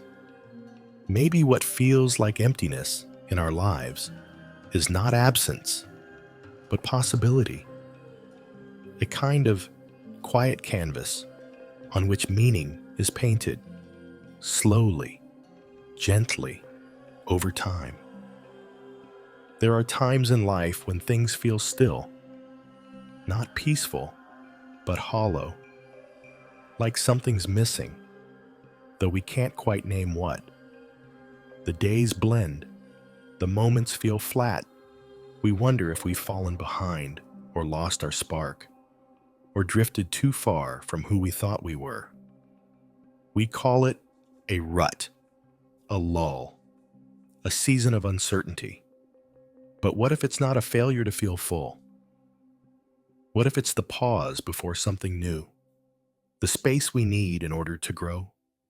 We're taught to fill the silence, to fill our calendars, to fill our minds, to stay productive, to stay busy, as if any space left unoccupied is a danger, as if stillness must always be replaced with motion. But meaning doesn't always come from motion. It can come from letting the quiet in, from listening to what we've been too busy to hear, from noticing what arises in us when everything else falls away. Think about the moments in your life that shaped you, not just the joyful ones, not just the dramatic ones, but the quiet ones, the long walks with no destination, the sleepless nights of reflection, the time spent alone, unsure, waiting. Those are the spaces that taught you to hold yourself, to hear your own thoughts, to find out who you are when nothing is asking you to perform. Emptiness is not always a problem to solve. Sometimes it is a gift. It allows us to ask, softly, what now? What do I long for? What have I outgrown? What am I ready to release? These are not questions that arrive in noise. They arrive in the hush. They arrive when we let ourselves feel the space inside us that isn't quite filled and treat it not as a void, but as a seedbed, a quiet waiting place, a beginning disguised as stillness. Even in space, even in the places between stars, energy moves. Creation stirs. Nebulas bloom where nothing seemed to be. What looks like emptiness is simply something not yet born. Perhaps your life has those places, too. The dreams that haven't taken shape. The parts of you that are waiting for light. The quiet corners of your heart that aren't broken. They're just not finished yet.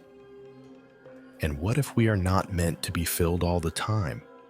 What if part of being human is learning to live with longing, to live with unanswered questions, to live with the ache of wanting more, and not shame ourselves for it, but understand that this, too, is a part of purpose, that reaching is sacred, that wondering is holy, that the hunger for deeper meaning is itself a kind of meaning. Tonight, let yourself be spacious. Don't try to fill everything. Let there be room inside you, room for rest, for breath, for dreams that don't have words yet. Let the quiet settle around you like the dark sky around the stars.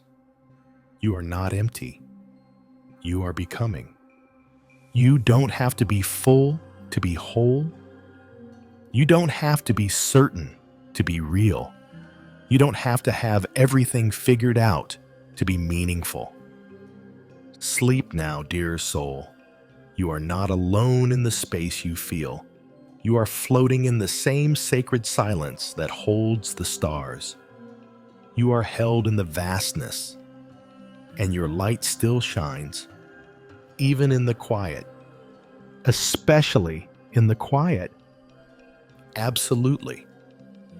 Here's the next chapter, written in a longer, more immersive form, continuing in the same reflective, poetic tone, expanding gently and gradually, like the breath it invites. The gentle art of letting go. Could release be as sacred as holding on? There is a moment, so soft, so small, that it's often missed entirely. It's the moment when a leaf, after holding to the branch through the wind and storm and season, finally lets go. It doesn't resist. It doesn't panic. It simply drifts downward in silence, carried by the wind, not knowing where it will land. And in that falling, there is no failure. There is no shame. There is only grace. Surrender, trust, letting go.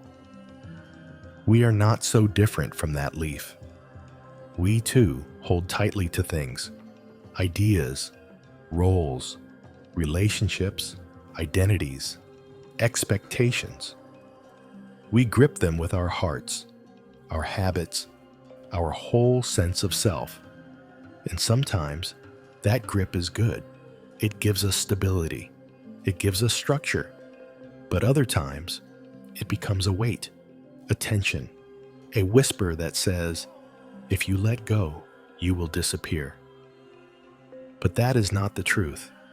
The truth is gentler. The truth is that sometimes letting go is not loss. It is liberation. Letting go doesn't mean forgetting. It doesn't mean giving up. It doesn't mean erasing what was. It means releasing the need to control what cannot be controlled. It means loosening your hands and letting life change shape, even when you're not ready. It means allowing space for new thoughts, new directions, new breath. And yet, it's hard, so hard. We're taught to hold on, to power through, to fix, to fight. We are praised for endurance, not for surrender. But there is a strength in softness.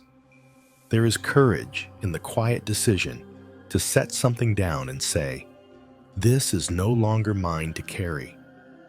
Whether it's a fear, a regret, a version of yourself you no longer recognize, what if the bravest thing you can do is not to cling, but to release?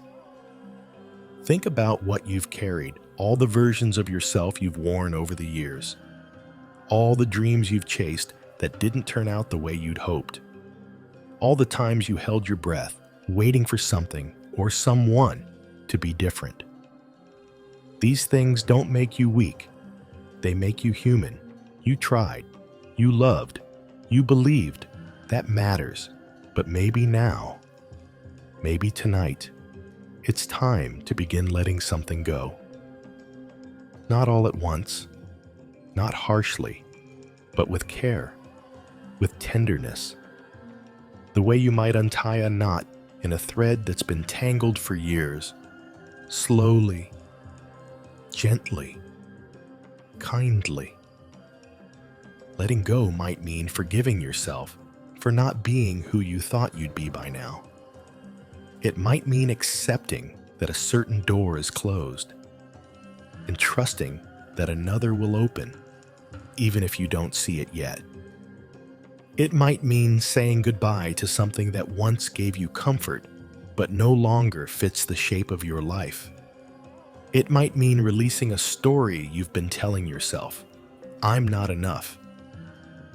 I missed my chance. I can't change. These are heavy stories, and maybe, just maybe, they aren't true anymore. There is peace waiting behind the release. Not because everything is fixed, but because you are no longer resisting the truth of what is. And in that acceptance, a kind of freedom begins. A lightness you forgot you could feel. A breath that goes all the way down to your belly, because for the first time in a while, there is room. You don't need to have all the answers. You don't need to know what comes next. You only need to trust that letting go doesn't mean the end. It means transition, transformation. It means you are growing, even if that growth looks like stillness, even if it looks like tears, even if it looks like sleeping. Let tonight be a gentle threshold, a quiet turning. Let your body sink into the softness of rest, and let your soul begin to unclench its grip.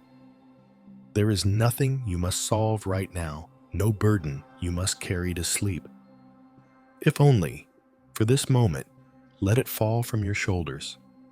Let it dissolve into the night.